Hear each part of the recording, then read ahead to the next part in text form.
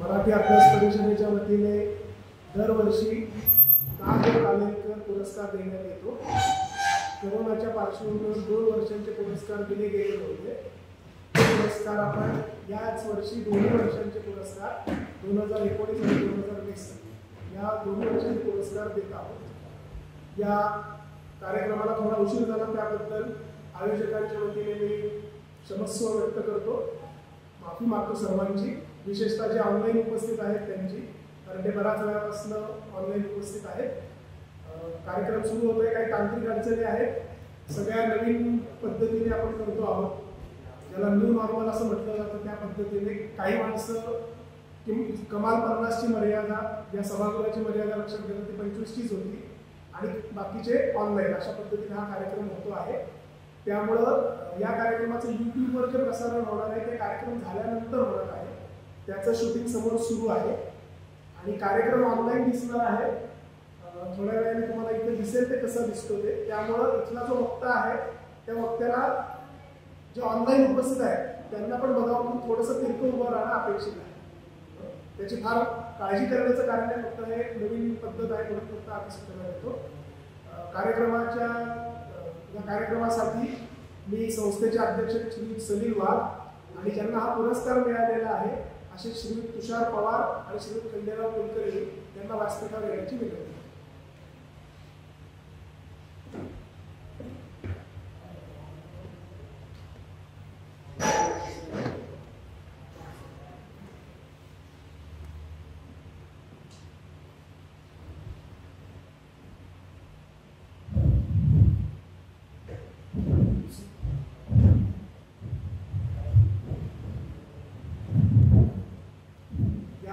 पुरस्कारासंबंधी माहिती देण्यासाठी आणि कार्यक्रमाचं प्रास्ताविक करण्यासाठी मी मराठी अभ्यास परिषदेच्या कोषाध्यक्ष प्राध्यापक वैशाली कारलेकर यांना प्रास्ताविक करण्याची विनंती। या पुरस्कार समितीच्या निमंत्रणाने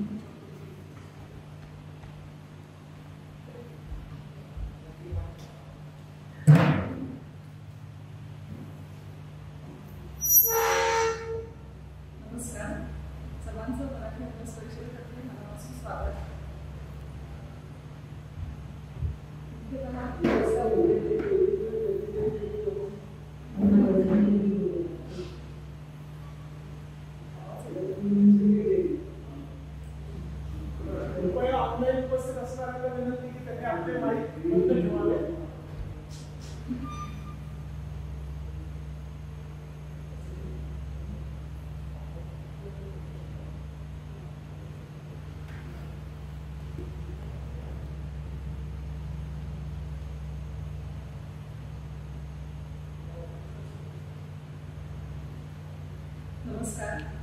मराठी अभ्यास परिषदेतर्फे तुम्हा सर्व उपस्थितांचं मनापासून स्वागत। पुरस्कार विजेते आणि पुरस्कार विजेत्यांबरोबर आलेली सगळी स्नेहपूर्वक आलेला आपला सगळा परिवार, सर्वांचं मी मराठी अभ्यास परिषदेतर्फे स्वागत करते। मुख्यतः आपण परगावरूनही आलेले काही पाहुणे, मगाशी आपली ओळख झाली, निलेश सास्त्रकर, निलेश अंबरखाने, क्षीरसागर, श्री पटवार, साधना गोरे, पवार, तुम्ही सर्वजण बाहेर जाऊन मुद्दाम या कार्यक्रमासाठी आलात, आपलं मनापासून स्वागत। त्याचबरोबर मराठी अभ्यास परिषदेशी जोडलेली पुण्यातली सगळी मंडळी आवर्जून जी उपस्थित आहेत त्या सर्वांचं मनापासून स्वागत। मराठी अभ्यास परिषदेशी आपण सर्वजण कोणत्या ना कोणत्या कारणाने जोडलेलो आहोत। आपणा सर्वांना माहितीच आहे की मराठी अभ्यास परिषद ही मराठी भाषिकांमध्ये भाषिक सजगता निर्माण करणारी संस्था आहे। 1982 पासून अशोक केळकर, बनसन, प्रभा परांजपे आणि समविचारी आणि मंडळींनी भाषाविषयक वेगवेगळे विचार व्यक्त करण्यासाठी, त्या संदर्भात कार्य करण्यासाठी आणि सजगता निर्माण करण्यासाठी ही संस्था सुरू केली। भाषा आणि जीवन हे भाषा विषयाला पाहिलेलं त्रैमासिक हे एक मराठी अभ्यास परिषदेचं मोठं काम आहे। संस्थेतर्फे वेगवेगळे कार्यक्रम आयोजित केले जातात, त्यापैकी एक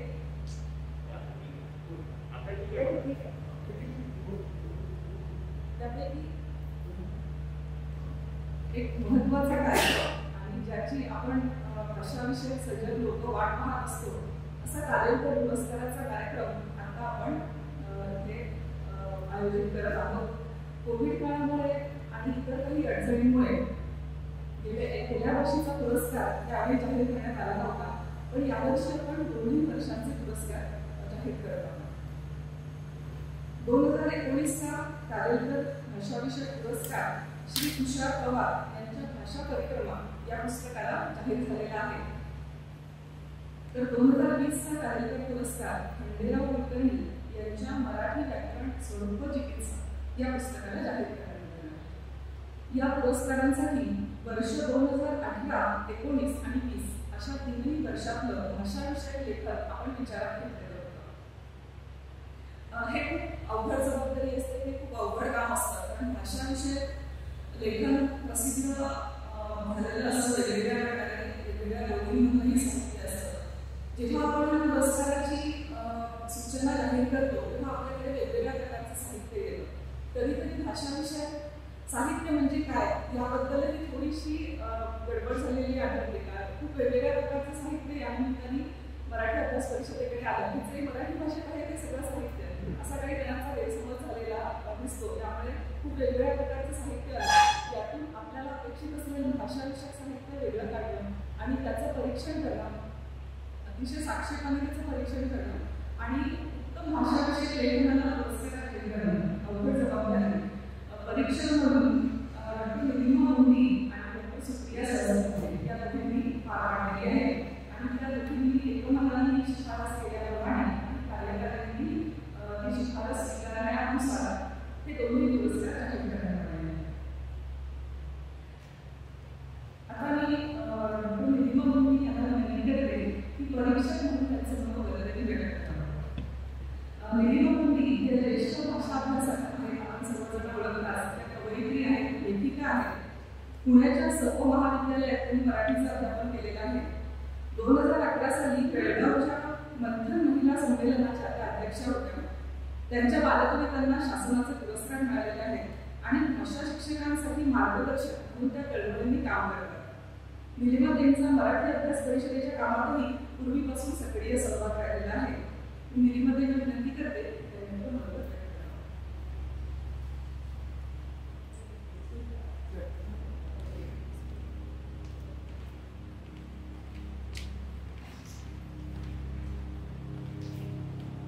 नमस्कार, मी निलिमा मुंडी. मराठी अभ्यास परिषदेच्या नागो कार्योत्तर भाषाविषयक पुरस्कारासाठी परीक्षक या नात्याने काम करताना मला झालेला आनंद मी सुरुवातीलाच व्यक्त करते आणि त्याबद्दल परिषदेचे आभार मानते. या पुरस्कार प्रक्रियेत आम्हाला वेळोवेळी सहकार्य करणाऱ्या परिषदेच्या सदस्यांचे मी विशेष आभार मानते. मी आणि डॉक्टर सुप्रिया सरस्वती आम्ही परीक्षकांनी आणि परिषदेच्या पदाधिकाऱ्यांनी एकमताने हा निर्णय घेतला आहे. भाषाविषयक पुरस्कार देण्याचा परिषदेचा उपक्रम हा अनेक वर्षे चालू आहे. भाषाविषयक गुणवत्तापूर्ण लेखनाला दाद देणे हा हेतू त्यामागे आहेच. त्याचबरोबर बहुतांच्या भाषाविषयक चर्चाविषयाशी परिषदेला जोडून घेण्याचा व्यापक हेतूही त्यामागे आहे. या पुरस्काराच्या निमित्ताने काही पुस्तके संस्थेकडे येतात. त्यातीलच पुस्तक निवडणे बंधनकारक नसते. याही वेळी पुरस्कार देताना आम्ही पुरस्कारासाठी न आलेल्या पण लक्षणीय वाटणाऱ्या अनेक पुस्तकांचा स्वतंत्रपणे शोध घेतला. ही पुस्तकं मिळवून देण्यात आम्हाला परिषदेने सहकार्य केले. अशा प्रकारे उपलब्ध झालेल्या पुस्तकातून भाषाविषयक लेखनामागील या महत्त्वाच्या प्रवृत्ती लक्षात आल्या आहेत त्यांच्याविषयी मी बोलणार आहे. त्याआधी मी पुरस्कार प्राप्त लेखकांचे अभिनंदन करते. 2019चा पुरस्कार तुषार पवार यांच्या भाषा परिक्रमा या पुस्तकाला मिळाला.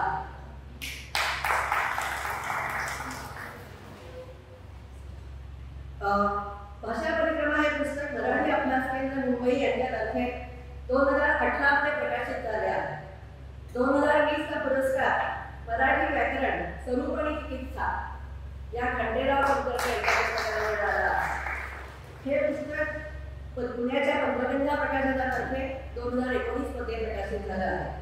या दोन्ही पुस्तकांचे लेखक आणि प्रकाशक यांचेही मनापासून अभिनंदन करते. इथे एक निरीक्षण मला नोंदवायचं आहे की अगदी सुरुवातीला भाषाविषयक लेखन पुरस्कार एखाद्या वैशिष्ट्यपूर्ण भाषाविषयक लेखाला देण्यात आलेला होता. याचं कारण सुरुवातीला भाषाविषयक लेखनाची व्याप्ती फारच मर्यादित होती. त्या तुलनेने आज भाषाविषयक लेखन, विविध प्रकारचं लेखन पुस्तक रूपाने समोर येत आहे, म्हणजे मोठ्या प्रमाणात येत आहे. ही वस्तुस्थिती नक्कीच उत्साहवर्धक आहे. अर्थात मी इथे समग्र आढावा घेणार नाही. गेल्या 3 वर्षांमधील भाषाविषयक लेखन लक्षात येतात त्याचे काही ठळक प्रवृत्ती प्रवाह समोर येतात. व्याकरण विषयक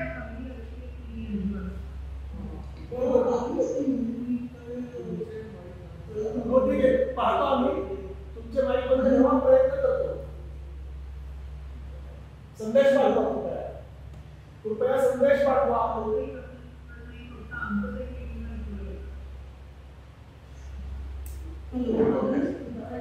हो मला ऐकू येते.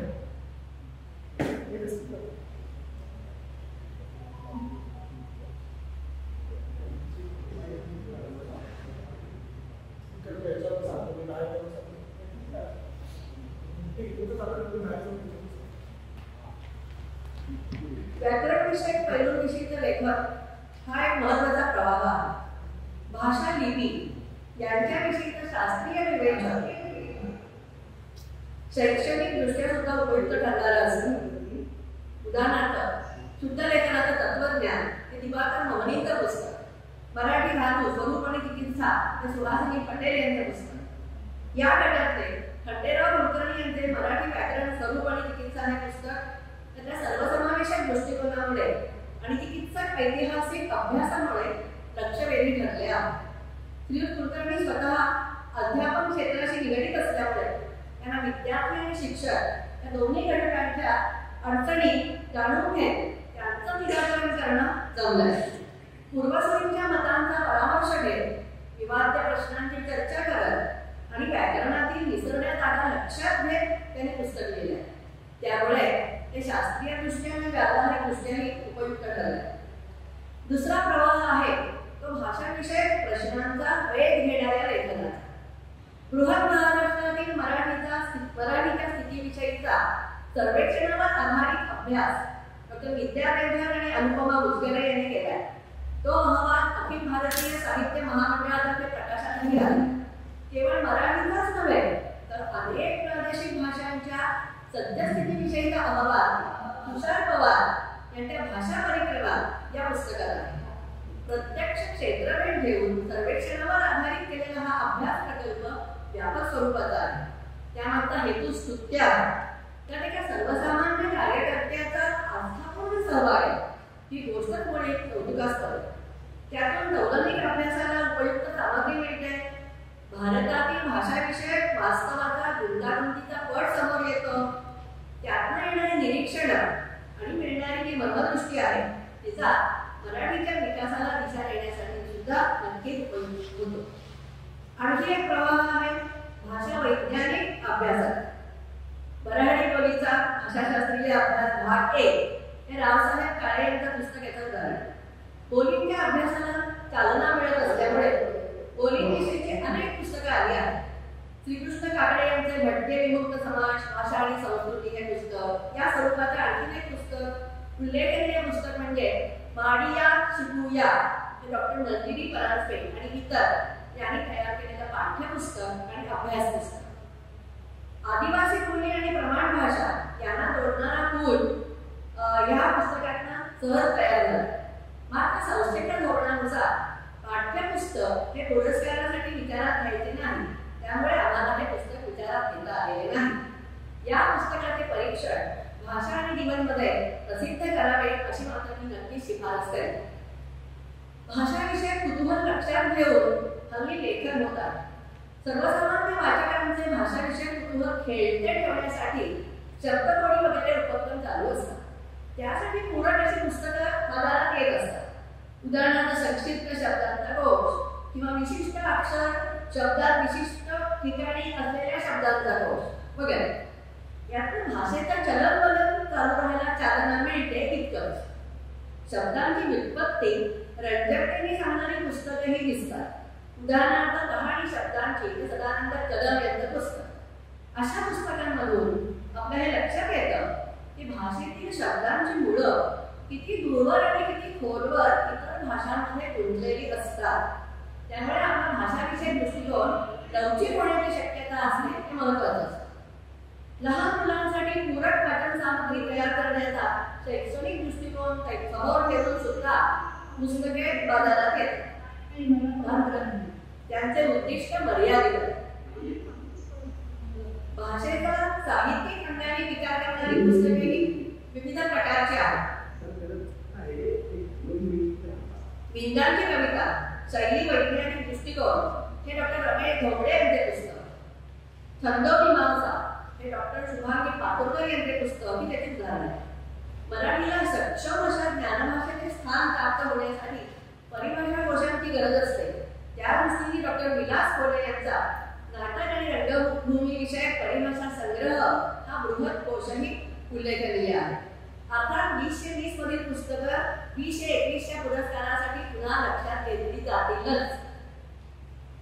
अशा अनेक पुस्तकांचा आम्ही स्वतंत्रपणे आणि एकत्रितपणे विचार केला आणि संस्थेच्या धोरणात्मक मर्यादा लक्षात घेऊन गुणवत्तापूर्ण निवड करण्यासाठी काही निकष वापरले. खरं तर भाषा व्यवहाराला आणखी खूप पैलू आहेत. त्यातले काही पैलू अद्याप अलक्षित राहिले आहेत. तरीही अलीकडे अरुण भोकर अनुनाद साहेब आपल्या पुस्तकामधून कला व्यवहारातील भाषेचा जो विचार करीत आहे तो फार महत्त्वाचा आहे. तसंच शब्दांची रोजनिशीसारखं नाटक सादर होत आहे हेही उल्लेखनीय आहे. एकंदरीत या पुरस्काराच्या निमित्ताने भाषाविषयक गुणवत्तापूर्ण लेखनातील सातत्य टिकून राहिल्याचं जाणवलं. हे चित्र आश्वासक आहे.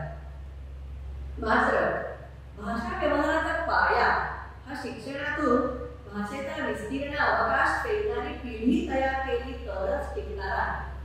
राज्य शासनाने मराठी भाषा विषय अनिवार्य केल्यानंतर विविध शिक्षण मंडळांच्या शाळांमध्ये मराठी भाषा नव्या नियमानुसार कशा प्रकारे शिकवली जाते याची माहिती घेण्यासाठी एक समिती नेमली आहे. या समितीने आणखीही एका गोष्टीची माहिती करून घ्यावी अशी माझी विनंती आहे. ती गोष्ट म्हणजे घरामध्ये मुलांशी मराठीतून बोलणे टाळावे असा सल्ला तर पालकांना दिला जात नाही ना. मराठीला आपल्या पुढच्या पिढीच्या भावविश्वात स्थान असलं पाहिजे, शिक्षणात स्थान असलं पाहिजे. तर आणि तरच मराठीच्या या ज्ञानपरंपरेचा वारसा पुढे नेला जाईल. या दृष्टीनेही लेखन, सर्वेक्षण, कृती कार्यक्रम करणं गरजेचं आहे असं मला मनापासून वाटतं. पुन्हा एकदा सर्वांना धन्यवाद.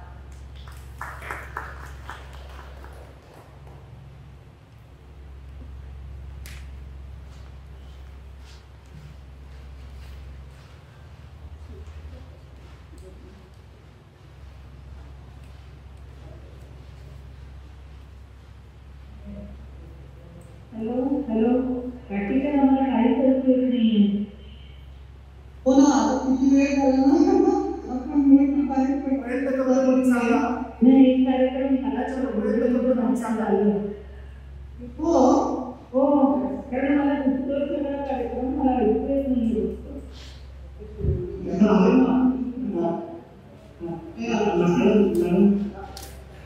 मॅडम चांगली माणसं आहे, मोठे दिवस चालू आहे, येईल आवाज. पण म्हणजे प्रोग्राम सुरू आहे का थांबवला आहे? नाही, चालू आहे प्रोग्राम.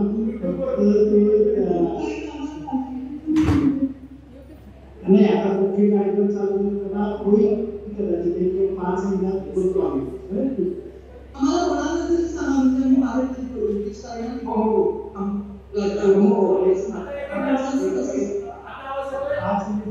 पाच मिनिटांमध्ये कळवतो आम्ही. चॅट बॉक्समध्ये मेसेज टाकतो. आवाज येतोय आता? आवाज येतोय?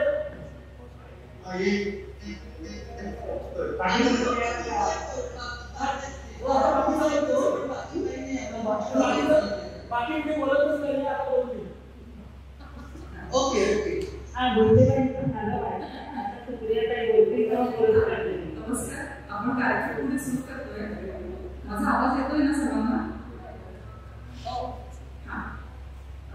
आपल्या कार्यक्रमाचा सर्वात मुख्य भाग पुरस्कार वितरण.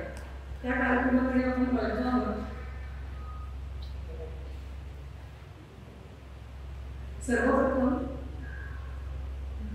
2019चा कार्यरत भाषा विषयक पुरस्कार विजेते श्री तुषार पवार यांचा आपण सन्मान करणार आहोत. श्री तुषार पवार हे मराठी अभ्यास केंद्र मुंबई या संस्थेचे कार्यकर्ते आहेत.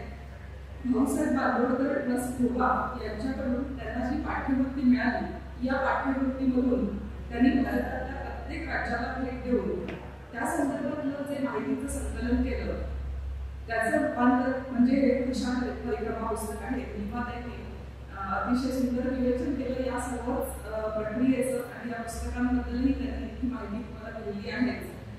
तुषार पवार यांनी मुंबई विद्यापीठातून B.Com केलं असून ते सध्या मराठी अभ्यास केंद्राचे कोषाध्यक्ष आहेत. मराठी शाळा मराठी भाषा या विषयावर त्यांनी वृत्तपत्रामध्ये सदर लेखन केलेलं आहे. मी भाषा आणि जीवनचे मुख्य संपादक डॉक्टर आनंद काटीकर यांना विनंती करते की त्यांनी तुषार पवार यांना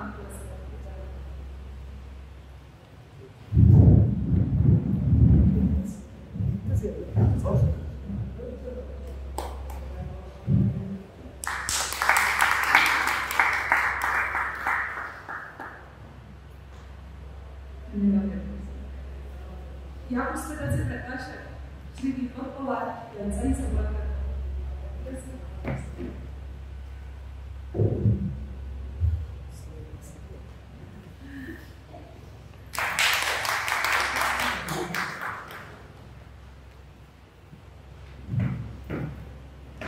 त्यानंतर 2020चा कार्यक्रम पुरस्कार विजेते श्री खंडेराव कुलकर्णी. श्री खंडेराव हे MBBA असून त्यांनी लातूर जिल्ह्यात 30 वर्ष माध्यमिक शिक्षक म्हणून काम केलं आहे. मुलीमध्ये मी सांगितल्याप्रमाणे आपल्या अध्यापन काळात आलेल्या व्याकरण विषयक समस्यांचा उहापोह आणि त्याविषयी काही उत्तर शोधण्याचा प्रयत्न, यामधून त्यांचं मराठी व्याकरण स्वरूप आणि चिकित्सा हे पुस्तक साकार झालेलं आहे. या पुस्तकाला अनेक पुरस्कार प्राप्त झाले असून राज्य शासनाचा नंदनपुरस्कार पुरस्कार सुद्धा या पुस्तकाला नुकताच मिळालेला आहे. मी मराठी अभ्यास परिषदेचे अध्यक्ष सलीम यांना विनंती करते की त्यांनी श्री खंडेराव यांचा पुरस्कार.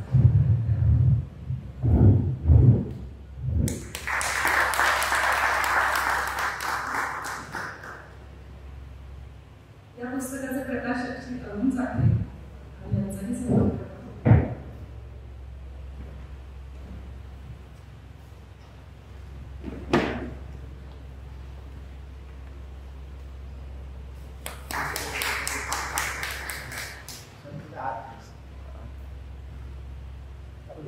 आणखी थोडं पुढे.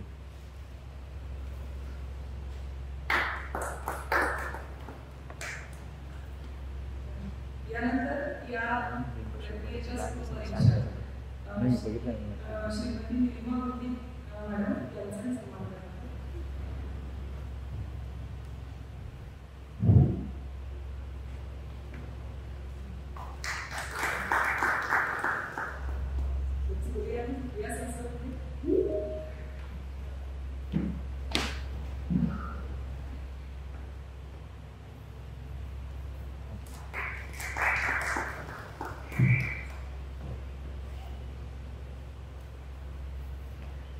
पुरस्कार विजेते श्री तुषार पवार आणि खंडेराव कुलकर्णी यांना मी विनंती करते. तुषार पवार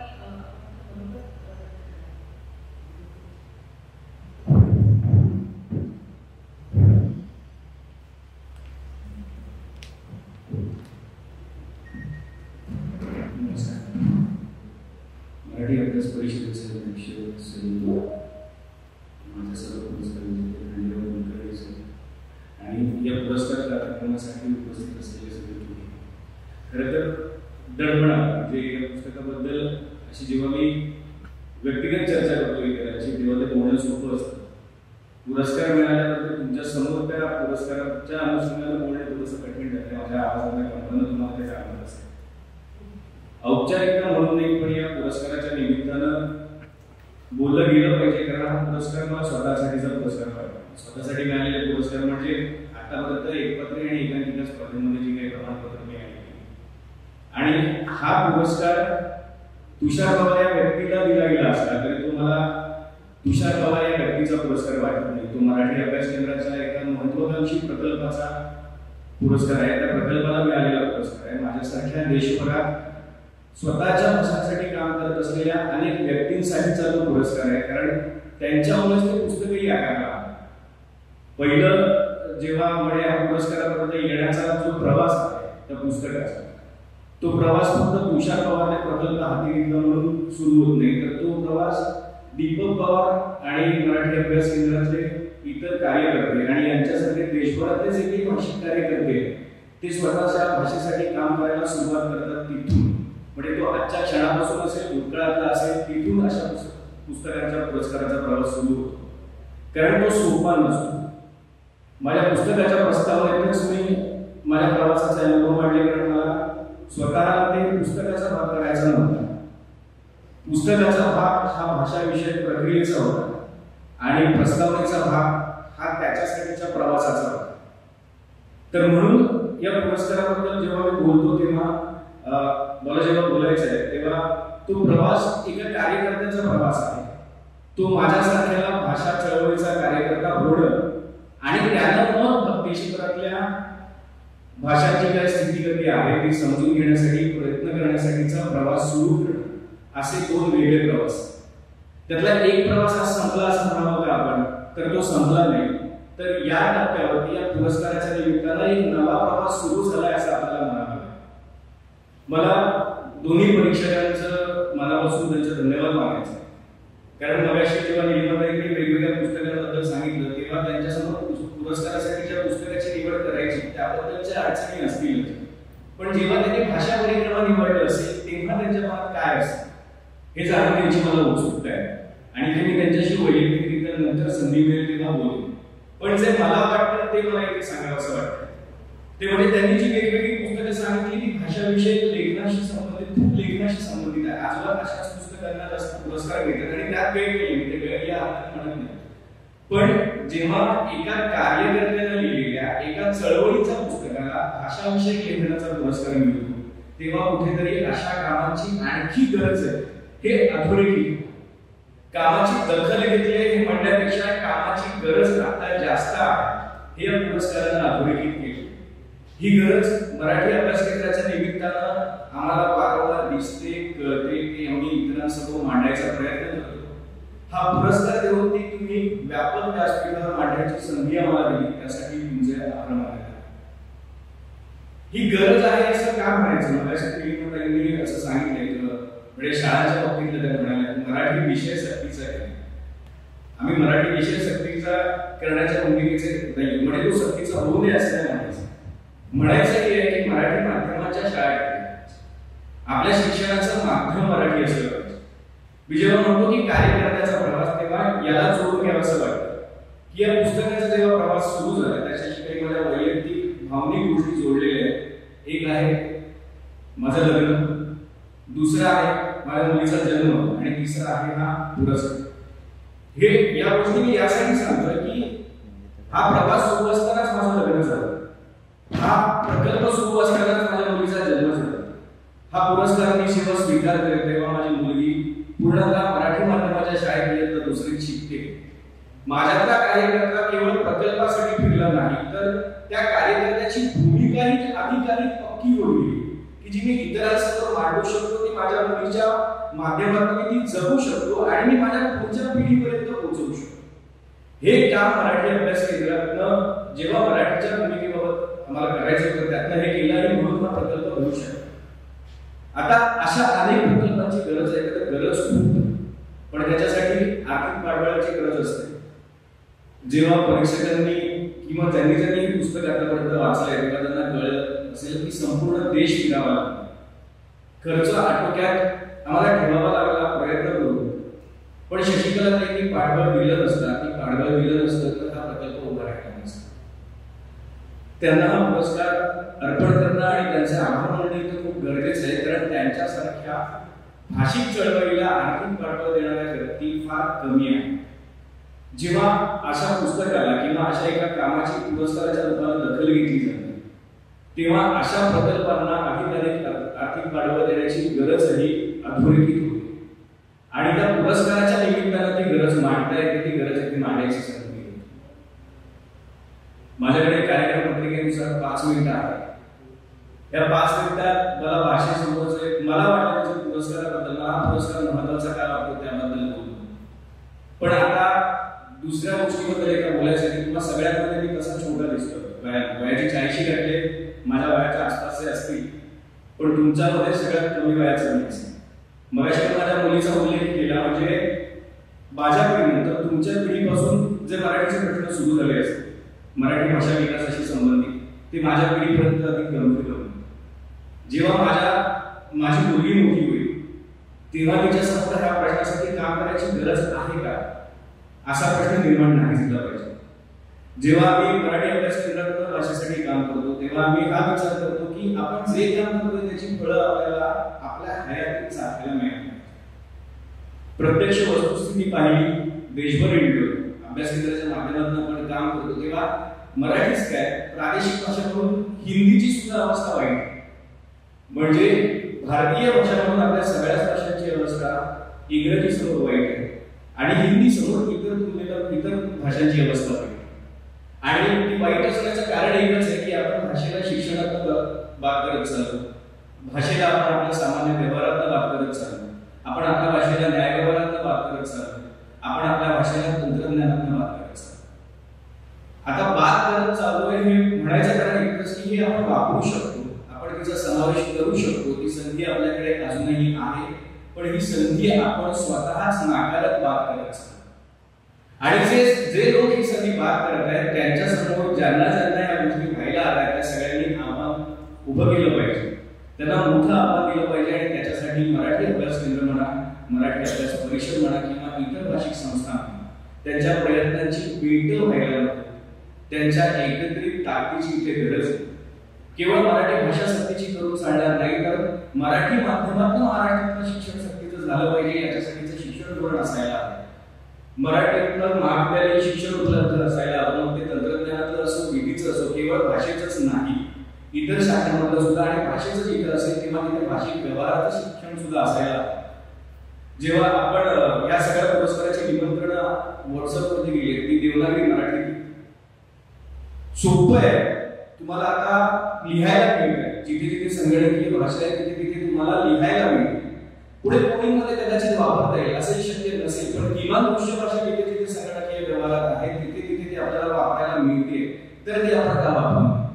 केवळ भाषा सक्तीमुळे एक विषय सक्तीचा होत करावा, पण माध्यम म्हणून ते काय ठेवून नये हे प्रश्न आपल्याला पडायला पाहिजे. हे प्रश्न पडले त्याची उत्तर शोधत जर आपण कार्य केले, सगळे कार्यकर्त्याच्या भावनेतून बोलतोय, मी कुठेही भाषा तज्ञ, मला चांगली भाषा, माझ्या कदाचित काही शब्द चुकले असतील, माफ करा मी काही असं पुण्यात, पण मी पुण्यात मी म्हणून बोलतोय, कदाचित माझे काही उच्चार चुकले असतील, पण माझी भाषेप्रती तळमळ मात्र चुकलेली नाही. ती भूमिका पक्की आहे, ती तळमळ प्रत्येकात यायला हवी. त्यासाठीच अशा पुरस्कारांचा उपयोग व्हायला हवा आणि तो होतोय. मला त्याचा स्वतःला पुरस्कार मिळाल्याबद्दल, मराठी अभ्यास केंद्राच्या कामाची दखल घेतल्याबद्दल आनंद होतोय. हा आनंद मला शेवटपर्यंत टिकलेला दिसायला हवा. त्यासाठी भाषेचं काम पुढे आपण चालू ठेवायला हवं. व्यवहार, न्यायव्यवहार, तंत्रज्ञान या सगळ्या क्षेत्रात आपली भाषा प्राधान्याने वापरायला, टिकायला, आपल्याला शिकायला हवं, कारण आपण ते विसरत चाललो. हे जे शिकवत आहेत त्यांची भूमिका आपण धरायला हवी एखाद्या शिक्षकांसाठी आणि त्यावर मार्गक्रमण करायला हवं. आपली नवीन परिक्रमा या निमित्तानं सुरू व्हायला तर हे पुरस्कारही चिंतन टिकतील. मग अशी ताई जसं म्हणाला की खूप पुस्तकं येत आहेत, ही पुस्तकं येण्याची परंपरा ही टिकेल नाही. तर गणेश देवी सरांनी त्यावेळेस समांतर एक अभ्यास त्यांचाही चालू होता आणि तो अभ्यास गणेश देवी सरांचा भाषांबद्दलचा होता. ज्या भाषा मरणासन्न अवस्थेत आहेत त्या भाषांबद्दलचा त्यांचा आपल्याला असा अभ्यास मराठीचा व्हायला नको हवा असेल तर एक वेगळी परिक्रमा या सुरू करायला हवी अशी फक्त इच्छा व्यक्त करतो. हा पुरस्कार देण्यामध्ये ज्यांचं श्रेय आहे तर मराठी अभ्यास केंद्र परिषद, माझी पत्नी, या प्रवासात मला सहकार्य करणारा माझा मित्र सनी, या प्रवासात मला ज्या ज्या लोकांनी माहिती दिली ते देशभरातले सगळे भाषिक कार्यकर्ते, सगळे अधिकारी, शिक्षक, प्राध्यापक वर्ग आणि शेवटी या प्रकल्पाला ज्यांनी त्या शशिकलाताई काकोडकर त्या हयात असताना हे सगळं घडलं असतं तर आम्हाला सगळ्यांना खूप आनंद झाला असता, पण त्यांच्या पाठबळाचं चीज झालं. यामुळे आमचाही आत्मविश्वास दुरावला की अशा कामाची दखल घेतली जाते. अशा कामामुळे नवा विचार समोर मांडता येतो, जी भूमिका पक्की आहे ती इतरांपर्यंत पोहोचवता येते, आणि त्यासाठी तुम्हाला सगळ्यांचं धन्यवाद. माझे जे काही इकडे तिकडे फिरलेले शब्द असतील ते जोडून त्यातला विचार समजून घ्या आणि इथनं आपली नवी परिक्रमा सुरू होईल अशी अपेक्षा करतो.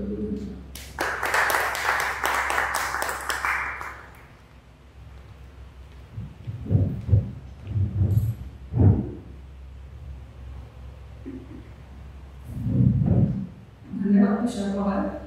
तुमच्या बोलण्यातून तुमची कल्पना जाणवत होती आणि मला खात्री आहे की इथे उपस्थित सर्वांच्याच आणि या कार्यक्रमात ऑनलाईन सहभागी झालेल्या सर्वांच्याही मनात तुमची तळमळ पोचले आणि नक्कीच सगळेजण तुमच्या विचाराला साथ द्यायला तयार आहेत. आता मी खंडेराव कुलकर्णी यांना विनंती करते की त्यांनी आपलं मत व्यक्त करावं.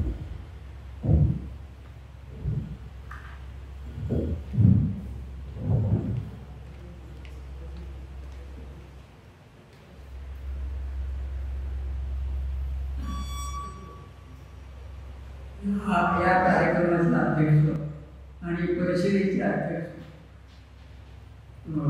सलील वाघ सर, या ठिकाणी माझ्यासारखा ज्यांना पुरस्कार मिळाला ते तुषार पवार, आमचे प्रकाशक आणि उपस्थित बंधू. मला एक असा प्रश्न पडला की आपण जे काम करतो आहोत ते काम कितपत उपयुक्त आहे, आणि हा एक माझ्या पुढचा प्रश्न, आणि त्याचं उत्तर मला इथे मिळालं. जेव्हा मला सलील वाघांचा फोन आला तेव्हा मी एक विचार करत होतो की आपण आता व्याकरणाचं पुस्तक लिहिलं, आता काहीतरी ह्याच्या पुढे करावं, काहीतरी करावं असा विचार करत असताना तो फोन आला. थोडासा माझ्या मनात संशय निर्माण झाला की आपण हे काही काम करू शकू की नाही. पण जेव्हा फोन आला तेव्हा एकदम मी आनंदित झालो. त्यांना म्हणालो, ते म्हणाले तुम्ही स्वीकारणार की नाही पुरस्कार? स्वीकारणार. आणि मला खूप आनंद झाला. त्या आनंदामुळं मला असं वाटलं की माझं आयुष्य 5 वर्षांनी वाढलेलं आहे किंवा मी 5 वर्षांनी तरुण झालो. त्यामुळं माझ्यातून आणखी काहीतरी व्हावं अशीच काहीतरी नियतीची इच्छा असावी, आणि म्हणून मला हा पुरस्कार मराठी अभ्यास परिषदेकडून मिळालेला आहे. त्यामुळे याचं महत्त्वही जास्त आहे. मराठी अभ्यास परिषद या संस्थेचा परिचय मला 92 सालापासून झाला. 1992 साली SCRT मध्ये एक उपक्रम घेण्यात आला होता. एक दिवसाचं एक कृतीसत्र घेतलं. त्या कृतीसत्राला मी उपस्थित होतो. आमचे त्यावेळेस मराठी अध्यापक संघाचे अध्यक्ष वासू देशपांडे होते. त्यांच्याकडून मला निरोप आला. त्यावेळेला डॉक्टर अशोक केळकर होते. त्याचबरोबर सुमन बेलवरकर आणि खडके असे 3-4 व्यक्तींची मला नावं माहिती ती आठवतात. आता त्याला जवळजवळ 29 वर्ष झाली. पण त्या परिषदेच्या कृतीसत्रामध्ये अनेक गोष्टी, महत्त्वाच्या गोष्टींची चर्चा आहे. विशेषतः पाठ्यपुस्तक कसं असणार, त्या पाठ्यपुस्तकाचं अध्ययन शिक्षकांनी कसं करावं आणि अध्यापन कोणत्या पद्धतीने व्हावं आणि विद्यार्थ्यांना तो विषय कसा विद्यार्थ्यांपर्यंत पोहोचवावा याबद्दल अतिशय सखोल असं मार्गदर्शन त्या कृतीसत्रात मिळालं.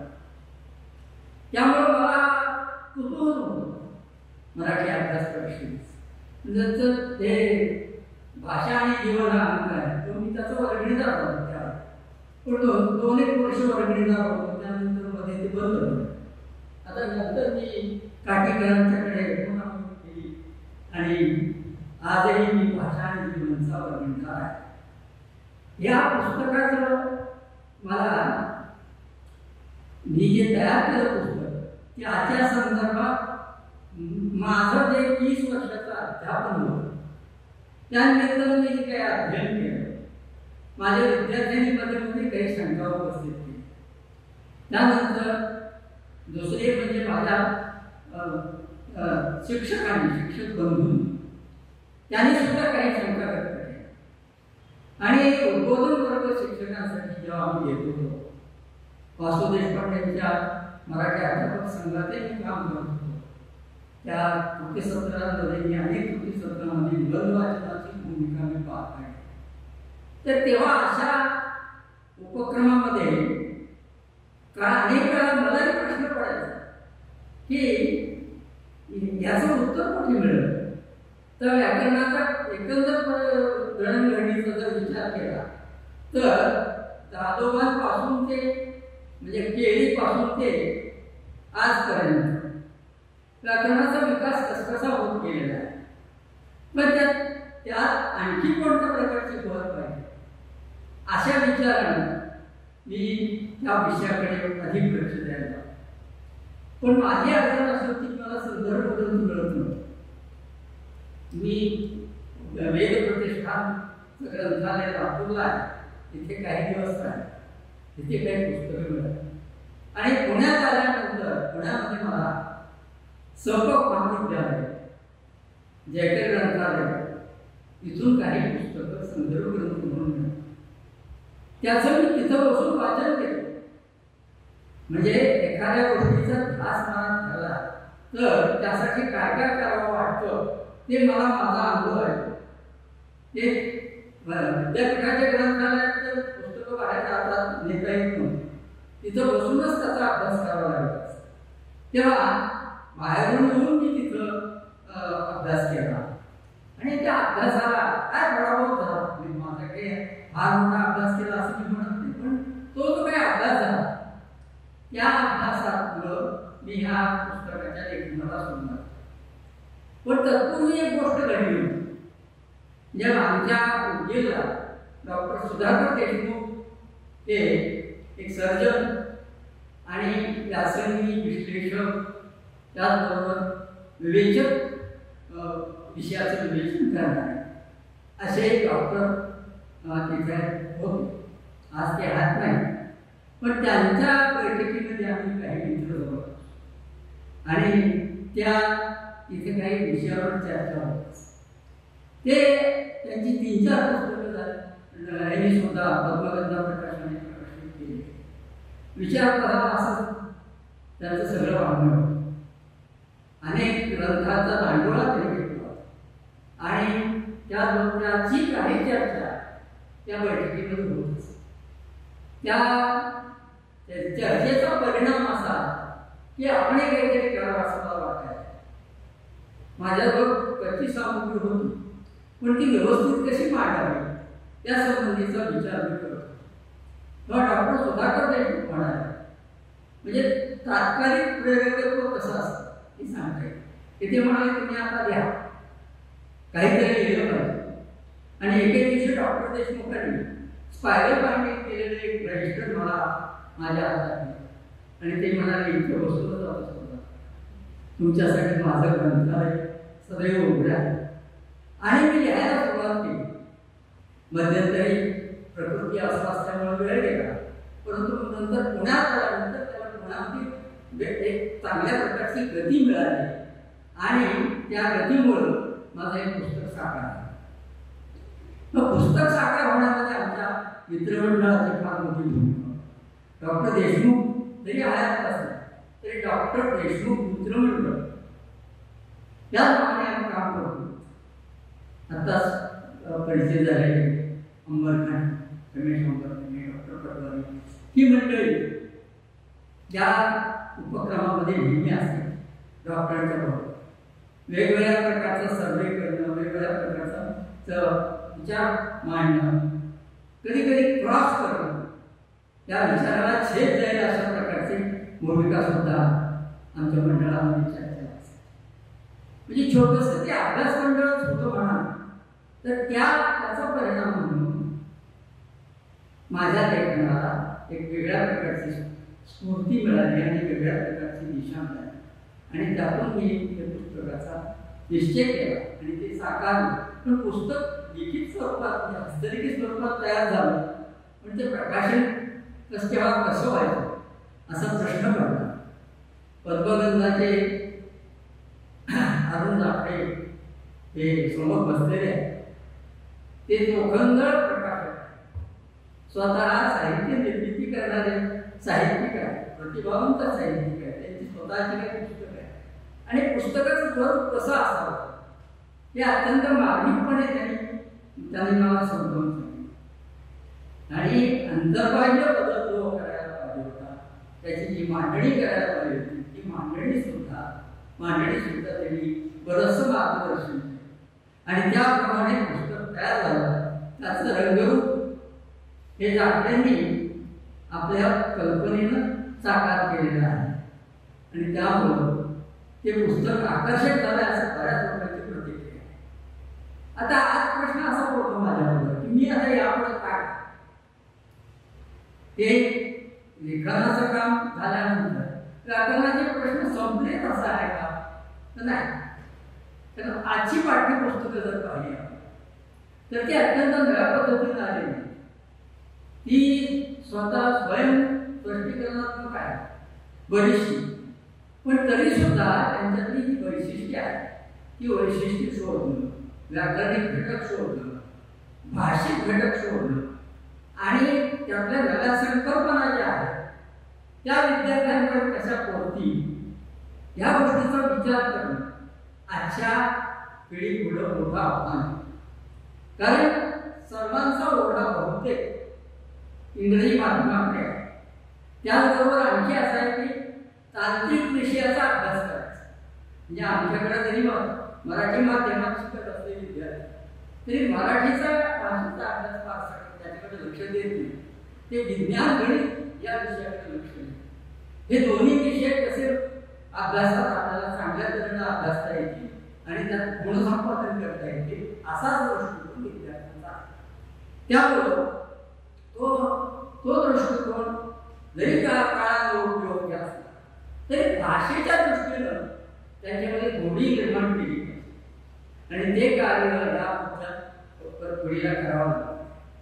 त्याचबरोबर ह्या व्याकरणाच्या मध्ये सुद्धा अनेक संशोधनात्मक भाग आहेत, त्याचा सुद्धा अभ्यास पुढे एक वाटचाली करण्यासारखा अनेकांना करण्यासारखा. मी जे ग्रंथ मिळाले त्याचं बरंचसं एकत्रीकरण केलं, त्याचे संदर्भ व्यवस्थित दिलेले आहेत आणि त्या संदर्भाला अनुसरून माझं भाष्य पण त्यात दिलेलं आहे. आपण आता साहित्य सांगितलं दिली त्याप्रमाणे या पद्धतीनं पुढे आणखी वेगळ्या प्रकारचं लेखन होणं हे गरजेचं आहे. आता माझी चर्चा नियमातांची जायला सुरुवात केली, त्यामुळे की विद्यार्थ्यांच्या धोका का होता तर मी शोध घेतला होता. मी शिकवत असताना त्याचा शोध घेत असते. काही विद्यार्थ्यांच्या घरची भाषा बोलण्याची ती वेगळी असायची, पुस्तकी भाषा वेगळी असायची, ग्रामीण भागामध्ये अनेक वेगवेगळे घटक असायचे आणि त्या सगळ्यांमधून शिवाय अभ्यासाला त्यांना वेळही मिळायचा. अशा अनेक गोष्टी अनेक कारणाची इतर विषयांच्या संदर्भात असतात तीच मराठीच्या संदर्भात होती. पण या जर आपण सवय लावली, कारण असं म्हटलं जातं की भाषा ही एक सवय विद्यार्थ्यांना लावली तर विद्यार्थ्यांचं लेखन निश्चित सुद्धा.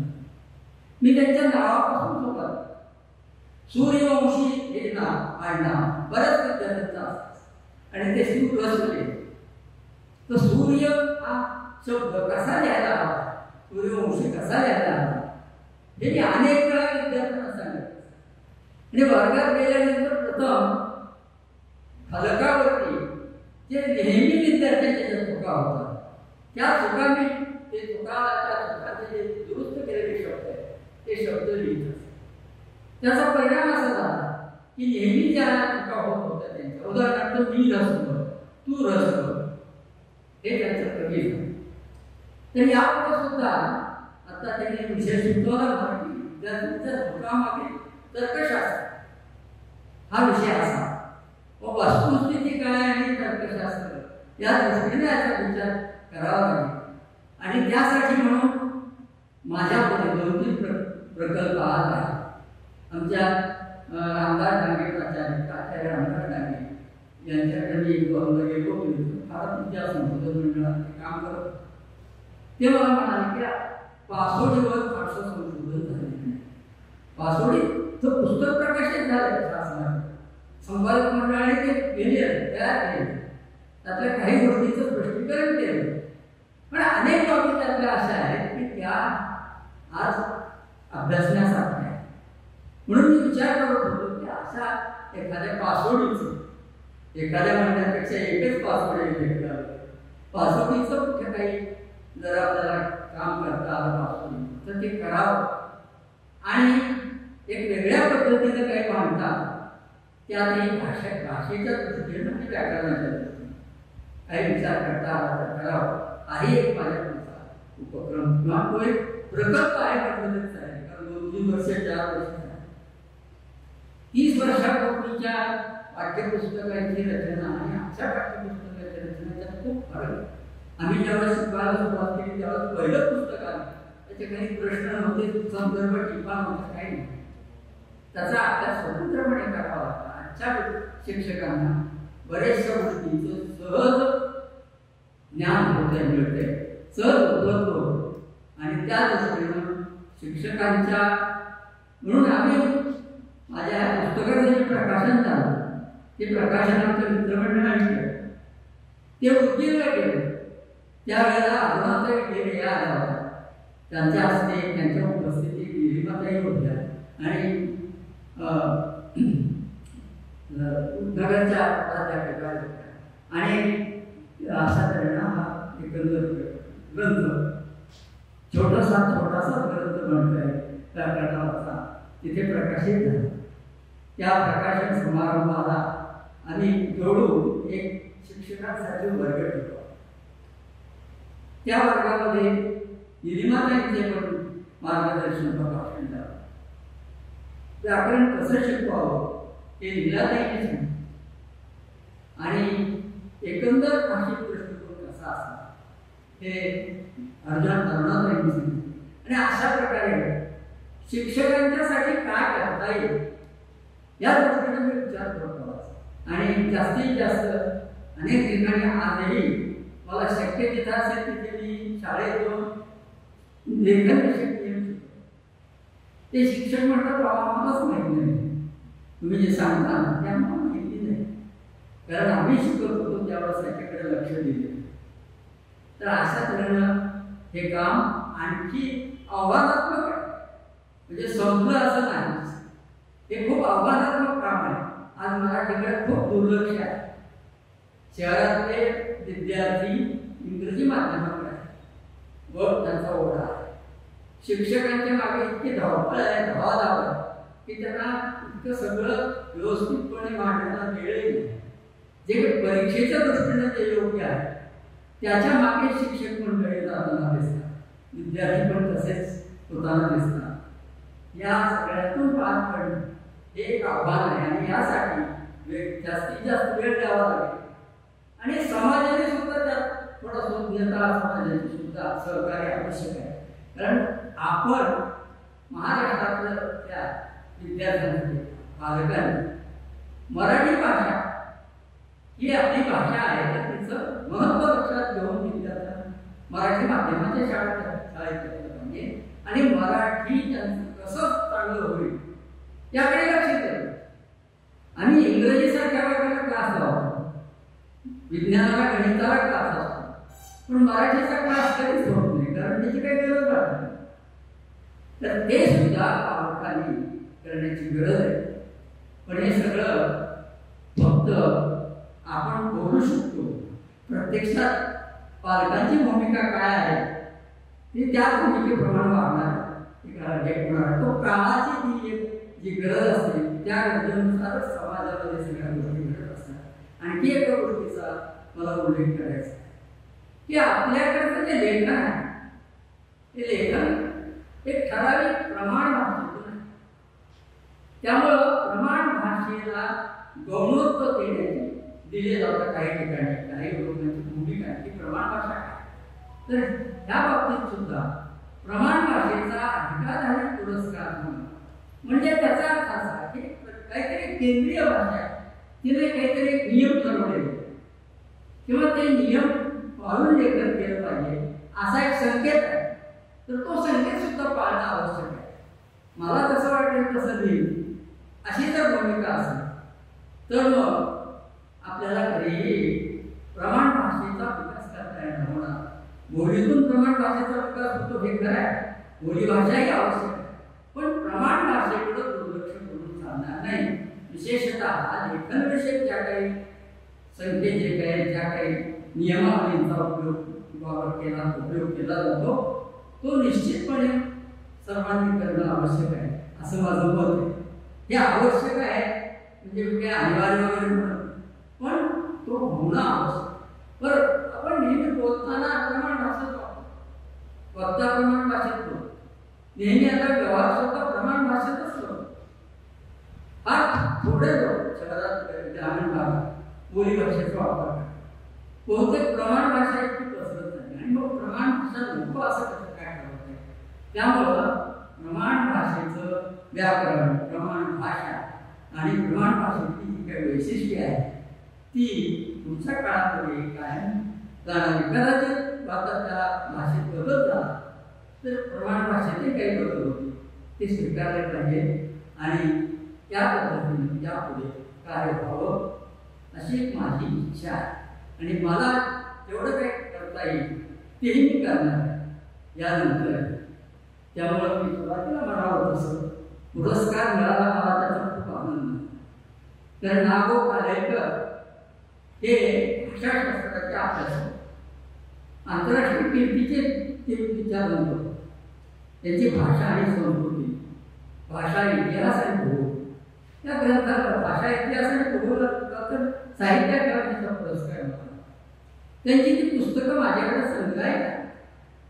त्यामुळं अशा व्यक्तीचा नावाचा पुरस्कार हा मला माझ्या कार्याचं मोर वाढवणार आहे आणि यापुढेही मला ते प्रोत्साहन मिळणार आहे. मागे मला कोळुंकर पुरस्कार मिळाला.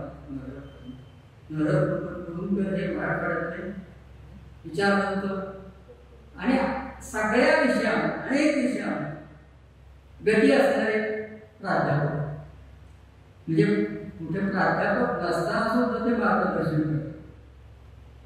तर अशा व्यक्तीच्या नावाचा पुरस्कार मला खूप मोठा वाटला. तसाच नागो कालेकरांच्या नावाचा पुरस्कार हा मला अधिक प्रेरणादायी वाटतो, मोठा वाटतो. तो स्वीकारताना मला आनंद झाला आणि हा पुरस्कार मराठी अभ्यास परिषदेनं मला आला.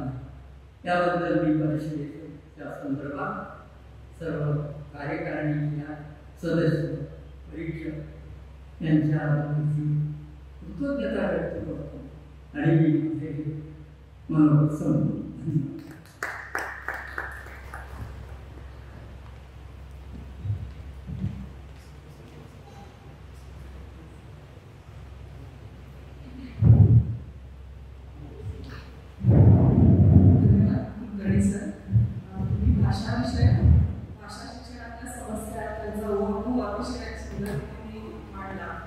तुम्ही केलेलं काम त्यामुळे सर्वांना दिसून आलं.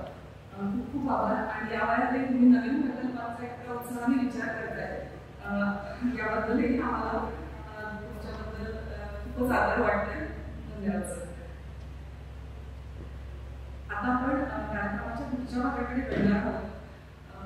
आपल्या या पुरस्कारांच्या एक परीक्षक आणि भाषांतर तज्ञ सुप्रिया सहस्रबुद्धे यांचं भाषांतर विद्या या विषयावरती व्याख्यान होणार आहे. सुप्रिया त्यांची मी थोडक्यात आपल्याला ओळख करून देते. सुप्रिया सहस्रबुद्धे यांनी पुण्याच्या मॉडर्न कॉलेजमध्ये 40 वर्ष इंग्रजीचं अध्यापन केलेलं आहे. इंग्रजीबरोबरच मराठी, हिंदी, संस्कृत आणि भारतविद्या या विषयांच्या त्या जाणकार आहेत.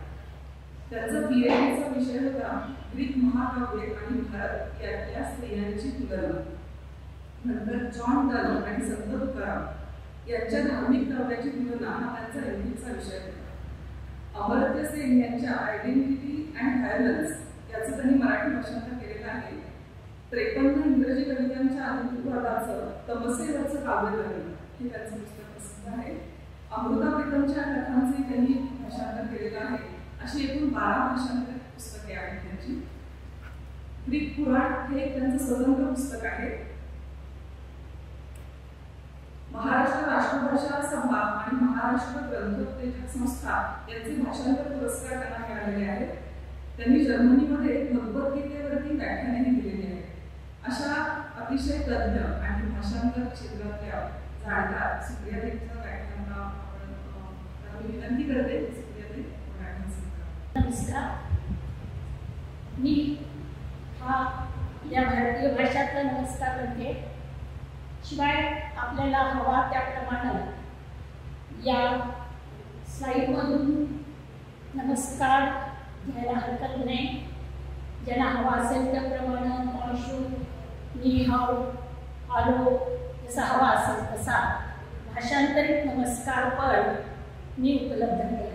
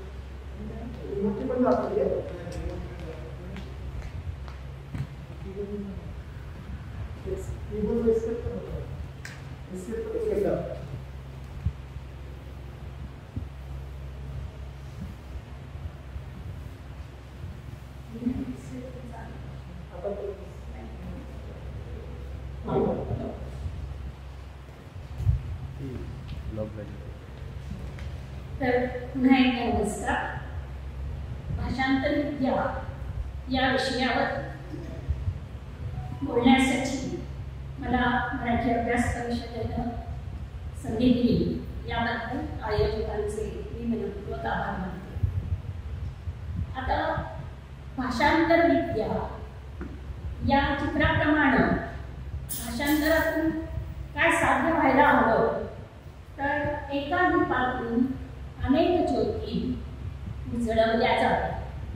एका भाषेतील साहित्यकृती इतर भाषांच्या मध्ये दीपांच्या प्रमाणे उजळून निघाव्या ही भाषांतर विद्येची किमया आणि तिच्याकडून अपेक्षा आहे. पण याच वेळी मला एक अशी शंका येते की भाषांतर विद्या म्हटल्यानंतर सर्वांनाच काही सहमती वाटेल असं नाही. ही विद्या आहे का? मग हिला कृतक विद्या, फॉल्स अशी विद्या म्हणावी का असं बऱ्याच जणांना वाटू शकतं नव्हे वाटतं. आणि याची सुरुवात थेट प्लेटोपासून होते. मी या भाषांतर विद्येचा ललित साहित्याच्या संदर्भात विचार करणार आहे. प्लेटोनं हजारो वर्षापूर्वी असं म्हटलं की कवी लेखक यांना आपण सर्जक वगैरे म्हणतो, पण प्लेटोनं त्यांना पहिल्या रंगातून उठून पाठीमागं बसवलं. प्लेटोच्या मते हे काही फार सर्जन करत नाही, तर ते अनुकरण करतात. त्याच्या आदर्श रिपब्लिकमध्ये त्याला कवी नको होते, कारण ते दुय्यम दर्जाचे आहेत असं त्याचं मत होतं. आज प्लेटो असता तर त्यानं भाषांतरकारांना आणखी पाठीमागं सारलं असतं. आणि केवळ प्लेटोच नव्हे, त्यानंतरच्या काळात सुद्धा ललित साहित्याच्या संदर्भात विशेषतः ए.के. रामानुजन यांनी म्हटलं की ही अपूर्णत्वाची कला आहे, हे काही परिपूर्ण साध्य करत नाही.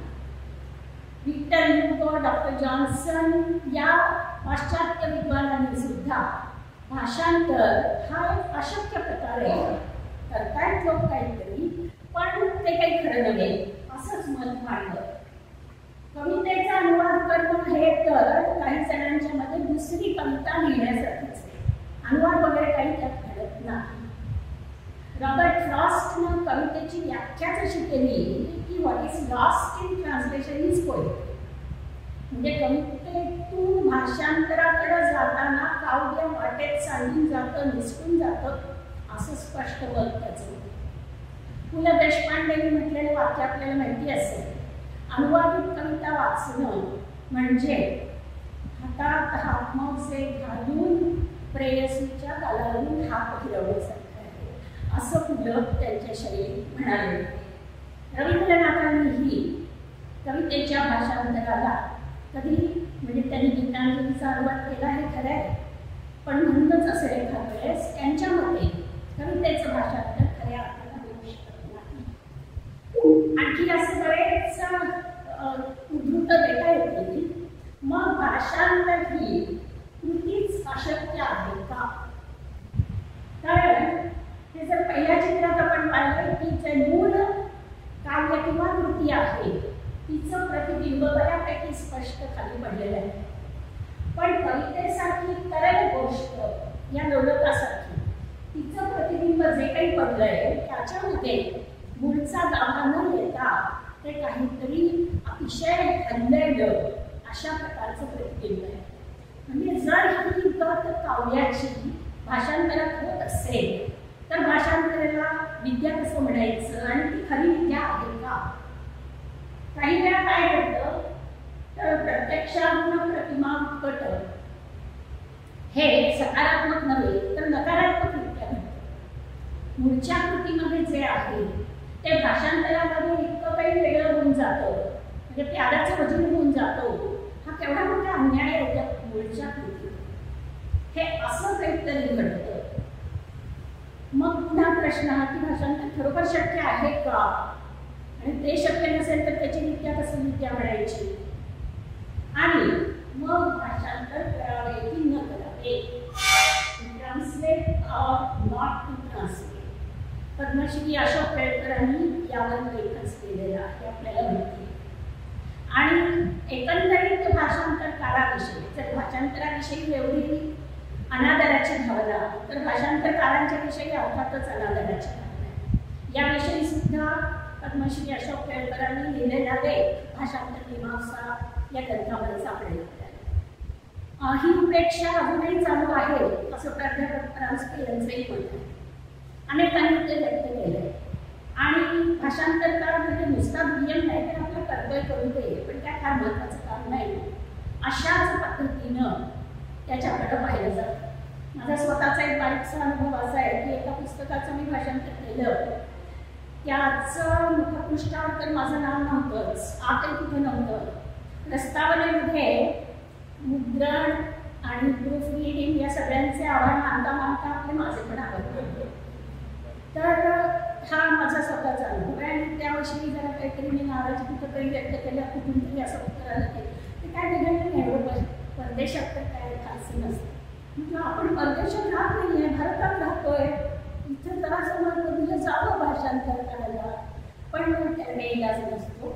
तर अशी जर सगळी भाषांतर आणि भाषांतरकाराविषयी अनादराची भावना असेल तर काय करावं. पण हे सगळं भाषांतर निरंतर चालू होती, चालू राहिली आहे, राहणार आहे. आणि आज तर भाषांतर विद्या या शाखेचा विकास होत आहे. भारतात अजूनही त्या प्रमाणात प्रतिसाद आहे असं मी म्हणणार नाही, पण परदेशात अनेक विद्यापीठांच्या मध्ये कंपॅरेटिव्ह लिटरेचर तौलनिक साहित्य अभ्यासाची मोठी डिपार्टमेंट्स विभाग आहेत आणि त्या अंतर्गत भाषांतराचा अतिशय बारकाईने अभ्यास केला जातो. भाषांतरकाराला प्रतिष्ठा दिली जाते. आणि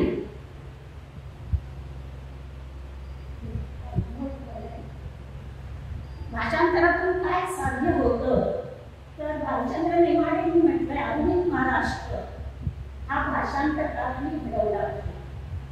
तर यासाठी केवळ महाराष्ट्र नव्हे, जगाच्या इतिहासात सुद्धा भाषांतरांनी प्रबोधन काळ घडवला.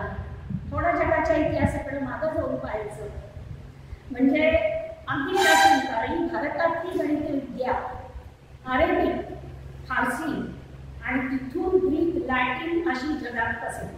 अमर्त्य सेन यांनी त्यावर बऱ्याच प्रमाणात लिहिलेले. तर हे भाषांतरातूनच घडलं. हे प्राचीन काळ. त्याच्यानंतर युरोपमधला जो प्रबोधन काळ म्हणजे मध्ययुगामध्ये आपल्याला माहिती आहे कॉन्स्टँटिनोपलवर तुर्कांनी हल्ला केला. त्यावेळी तिथल्या विद्यापीठातले ग्रीक आणि लॅटिन स्कॉलर विद्वान हे आपली जी काय पुस्तकं ग्रंथसंपदा होती ती काकोटीला मारून तिथून अक्षरशः पळत सुटले. आपल्याकडं नालंदा विद्यापीठाच्या ग्रंथालयाला आग लागली तेव्हा ते काही घडलं नाही, ते तिचं घडलं. हे सगळे विद्वान ही पुस्तकं घेऊन वाट कुठेच तिकडं पळत सुटले. त्यांना वाटा युरोपमध्ये मिळाल्या. इटली, त्यानंतर इतर युरोपियन देश, इंग्लंड, फ्रान्स या सगळ्या देशांच्या मध्ये ते गेले आणि त्यामध्ये प्रचंड प्रमाणात भाषांतरं घडली आणि त्यातून जगाच्या वैचारिक विश्वामध्ये युगप्रवर्तन झाले. आज जर आपण विज्ञान युग म्हणत असू तर ते विज्ञान युग हा भाषांतराचा परिपाक आहे हे आपण मान्य केलं पाहिजे. भाषांतरातून साध्य होणाऱ्या या तर किरकोळच गोष्टी आहेत की ज्ञानलालासाठी असते तिची कृती घडते, परभाषेतल्या साहित्याचा आस्वाद मिळतो, साहित्याची समृद्धी होते. मराठीबद्दल अभिमान असूनही मला निश्चितपणे असं म्हणायचं आहे की शरदचंद्रांच्या कादंबऱ्या, भैरप्पांच्या कादंबऱ्या यांनी मराठीला केवढं मोठं योगदान दिलंय याचा विसर पडून चालणार नाही. एकमेकांच्या साहित्यामध्ये होणारी ही जी देवघेव आहे त्याच्यातून सर्व साहित्य ही समृद्ध होत असतं. आता दुसरा पैलू भाषांतराचा असा आहे की वसाहत काळामध्ये इंग्रजांना स्वतःची सत्ता इथं रोवण्याबरोबर म्हणजे भौतिक नव्हे तर मानसिक, आपल्याला मेकॉलेजच्या मिनिट्समधलं वाक्य माहिती आहे की असे भारतीय ठरवायचे की जे शरीराने असतील भारतातले पण मनानं आणि बुद्धीनं हे पाश्चात्य असावे. यासाठी अनेक भाषांतरं केली गेली. याला प्रतिकार म्हणून 19व्या शतकात आपल्या देशात प्रचंड भाषांतर झाली. त्याच्या पाठीमागची प्रेरणा वसाहतवादाला राष्ट्रवादाचं उत्तर अशा प्रकारची होती. आणि म्हणजेच पुन्हा भाषांतरानं जगाच्या आणि भारताच्या इतिहासात हे फार मोठं कार्य केलं. दुसरं मला आजच्या काळासाठी म्हणून एक जरूर सुचवावं असं वाटतं. MA वगैरे किंवा PhDच्याही MPhDच्या वर्गांच्या मध्ये विद्यार्थ्यांना तुम्ही इंग्रजी का घेतलं आणि भाषेचा अभ्यास का करता असं विचारल्यावर 90-95% विद्यार्थी म्हणायचे की आम्ही सेटनेट करून भाषेचे प्राध्यापक होणार. तेव्हा मी त्यांना म्हणत असे की या नादाला लागू नका. विद्यापीठामध्ये आणि महाविद्यालयामध्ये एवढ्या जागा उपलब्ध नाही आहेत. तुम्हाला सर्वांना सेटनेट झाल्यावर मिळवून घेण्या इतक्या पोस्ट शिल्लक नाही आहे. तर तुम्ही असं काहीतरी करा. आज सुद्धा म्हणजे शिकत असताना सुद्धा करता येईल. आणि भाषांतराच्या करिअरच्या संधी मला तरुणांना मुद्दाम सांगाव्याशी वाटतं की पहिली गोष्ट भाषांतर करणं हीच एक संधी. त्याच्यातून आपण बरंच काही सांगतो. भाषांतराची समीक्षा आपण पुढे पाहणारच आहोत. हा एक मोठा संधीचा भाग आहे. जाहिरात क्षेत्र, वृत्तपत्र, प्रशासन, पर्यटन, भाषा अशा वेगवेगळ्या क्षेत्रांच्या मध्ये आज भाषांतरकारांना सुवर्ण संधी आहे. तर हे सर्व साध्य करण्यासाठी भाषांतराची करिअर करायला पाहिजे तरुणांनी असं मला वाटतं. प्राध्यापक होण्याच्या नादाला त्यांनी मुद्दाम म्हणून लागू नये, सहजासहजी मिळालं तर सगळं. पण भाषांतराच्या करिअरमध्ये काय लाभ होऊ शकतात हे फक्त तरुणांच्यासाठी मुद्दाम मला सांगावं असं वाटतं. धनप्राप्ती सुरुवातीला मी म्हटलं तशी उपेक्षा जरूर आहे, पण तरी सुद्धा काहीतरी मेहनताना मिळतोच आणि तो काही नगण्य असेल असं नाही. मनाप्रमाणे काम करण्याचं स्वातंत्र्य जे इतर नोकरीमध्ये उपलब्ध नसतं. मला अमुक पुस्तकाचं करावंसं वाटत नाही तुम्ही नाही म्हणू शकता, त्याचं करावंसं वाटतं त्याचं भाषांतर मला करता येईल. याची मागणी नेहमीच राहणार. म्हणजे समीक्षकांनी उच्चभ्रूंनी जरी वयात उंचावल्या तरी सुद्धा भाषांतराला मागणी राहणारच आहे. काळजी करायचं कारणच आहे, त्याच्यामध्ये जलद प्रगती पण होऊ शकते. नवीन गोष्टींचं ज्ञान आणि परिचय घेतलं सरळच आहे. इतर देशातल्या भाषांतरांच्या मधून आपल्याला अनेक गोष्टींचं ज्ञान मिळतं आणि हे सर्व अर्थात केव्हा जर आपल्याकडं त्यासाठी लागणारी कौशल्य असतील तर हे अर्थात आध्यात्मिक आहे की आवश्यक ते मुख्य म्हणजे स्रोत भाषा आणि लक्ष्य भाषा.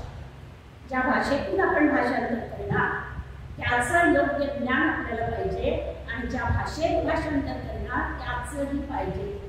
दोन्हीचं असेल तरच आणि तरच हे भाषांतर यशस्वी होऊ शकतं. काम चलावून भाषांतरांना कोणीही विचारत नाही. उभय संस्कृतींचं ज्ञान आपण आणखी सविस्तर पुढे पाहणार आहोत. पण आपल्यापेक्षा वेगळ्या संस्कृतीतल्या भाषेमध्ये जर आपण भाषांतर करत असू तर तिथल्या संस्कृतीचा सांस्कृतिक संदर्भांचा आपल्याला गाठोडा देता आला पाहिजे तरच ते भाषांतर चांगलं ठरेल. आणि शिवाय मग भाषिक कौशल्य तर आपल्याकडे पाहिजे हे सुद्धा पुन्हा आग्रह आहे. श्रीमा माटेंनी फार सुंदर सांगितलं होतं भाषांतराबद्दल. ते म्हणाले अंतराच्या एका कुपीतून दुसऱ्या कुपीमध्ये अंतर होतावं अशा पद्धतीने आपण नाजूकपणाने भाषांतर केलं पाहिजे तर तो सुगंध साहित्य कृतीचा पसरत आहे. आणि सर्वात पूर्व शब्दसंग्रह ही आहे. मराठी भाषेच्या शब्दसंग्रहाच्या मानाने इंग्रजीचा शब्दसंग्रह मोठा आहे हे सरळ. पण आपल्याला मराठी भाषकांना संस्कृतचं माहेरचं वरदान आहे वतन आहे. त्या संस्कृतची मदत हे मी आजच्याची मदत न वापरत नाहीये.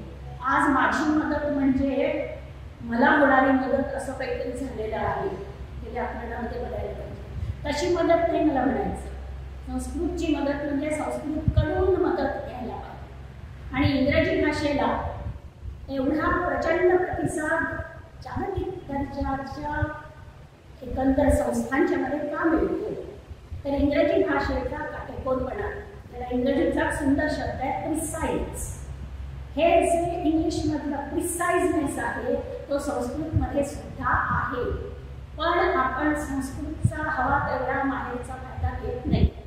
तर संस्कृतकडून मदत घेतली तर आपला शब्दसंग्रह वाढू शकेल आणि काटेकोरपणानं भाषांतर आपल्याला करता येतील. आणि अशी भाषांतर केल्यानंतर हे वरचे आवश्यक गोष्टी मिळवल्यानंतरचे लाभ आपल्याला मिळू शकतात. हा जो मी म्हटलं आता की सांस्कृतिक अशा प्रकारचे अडथळे किंवा इतर अडथळे येतात आणि मग भाषांतर चांगलं होईलच असं नाही. आता हा अंकुश कुणी ठेवायचा. या साहित्य कृतीचं ब ख ड वगैरेंनी झेडपर्यंत सगळ्यांनी भाषांतर केली आहे. तर यातलं कुठलं ग्राह्य धरायचं यासाठी जसा साहित्यावर एक प्रकारे अंकुश असतो समीक्षकांचा तसा भाषांतरामध्ये सुद्धा समीक्षेचा एक नवा आयाम आज आहे. आणि तो अर्थात 19व्या शतकापासून आहे नाही असं नाही. आपल्याकडचं महाराष्ट्रातलं 19वं शतक हे भाषांतराचं युग म्हणायला हरकत नाही. आणि त्यावेळेला घडणाऱ्या भाषांतराची समीक्षा केली जात होती. आज तर ती अधिक शास्त्रशुद्ध पद्धतीनं केली जाते. आणि त्यामध्ये काय घडतं तर समीक्षक साहित्याचा समीक्षक साहित्याच्या निर्मितीची समीक्षा त्या कृतीची करतो किंवा इंग्लिशमधल्या पोलरिक्स सारखे जे अतिशय उच्च दर्जाचे समीक्षक आहेत ते निर्मिती प्रक्रियेची सुद्धा समीक्षा करतात. नुसत्या पुस्तकाची नाही, त्या पुस्तकाच्या निर्मितीची त्या वेळच्या त्या कलावंताच्या मानसिकतेची समीक्षा करतात. अशा प्रकारची समीक्षा भाषांतर समीक्षेमध्ये होईल असं नाहीये. आणि ती जी निर्मितीची पुनर्निर्मिती घडते भाषांतरात तिची समीक्षा हे भाषांतर समीक्षक करतात. आणि यासाठी मला एक उदाहरण द्यायचं आहे.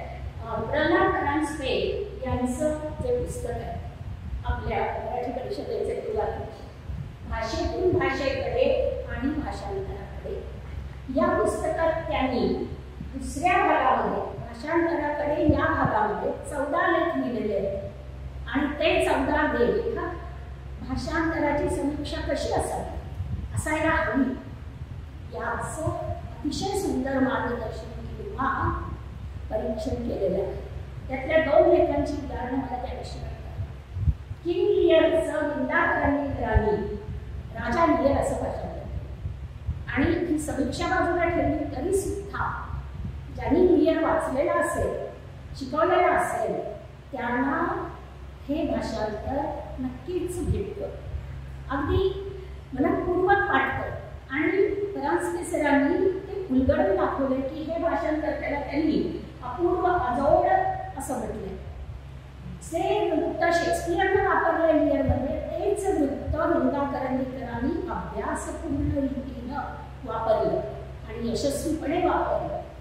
त्या ब्लँक व्हर्स जे वृत्त आहे त्याचं स्पष्टीकरण त्यांनी दिलंय. ते शिवधनुष्य असं म्हणून त्याची समीक्षा केली आहे. आणि हा सुंदर शब्द वापरला परांजपे सरांनी वृत्ती गांभीर्य असा की करंदीकरांनी वृत्ती गांभीर्यानं हे भाषांतर केले असं म्हटलेलं आहे त्यांनी. पण अर्थात समीक्षक आहेत ते त्यामुळं नुसते गौरव करून कसे थांबतील ते आणि थांबूही नाहीये. तर त्यामुळं त्यांनी त्यातल्या बारकाईनं अशा उणीवांचं परखड सविस्तर मुद्देसूद सुस्पष्ट आणि वस्तुनिष्ठ अशा प्रकारचं निदर्शन केलं. तर हा जो सुंदर शब्द त्यांनी वापरला वृत्ती गांभीर्य, त्या वृत्ती गांभीर्यानंच त्यांनी राजा लियरचं परीक्षण केलं. त्यामुळे जर आपल्याला भाषांतर समीक्षा या क्षेत्रात शिरायचं असेल तर हे लेख जरूर आपल्याला मार्गदर्शन करू शकते. आता मगाशी म्हटल्याप्रमाणे सांस्कृतिक संदर्भांचे अडथळे भाषांतर करताना येतात. हे जे.सी. कॅटफोर्ड या तत्वज्ञ आणि अभ्यासकानं हा चांगल्या रीतीनं मांडलं आहे. त्याचं दिग्दर्शन आपल्याला या उदाहरणातून होईल. ते जरा सविस्तर पाहायला हरकत नाही. कॅटफोर्डनं म्हटलं होतं की भाषांतर करताना त्या ज्या संस्कृतीत आपण भाषांतर करणार किंवा आपली संस्कृती यात जर फरक असेल तर ते भाषांतर चांगलं होऊ शकत नाही.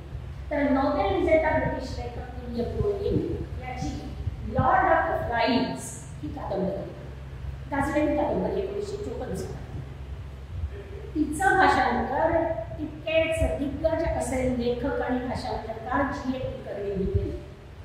तर हे भाषांतर करताना जी.ए. कुलकर्णींनी किती काळजी घेतली आणि कशा प्रकारे ते केलं ते इथं आपण थोडक्यात.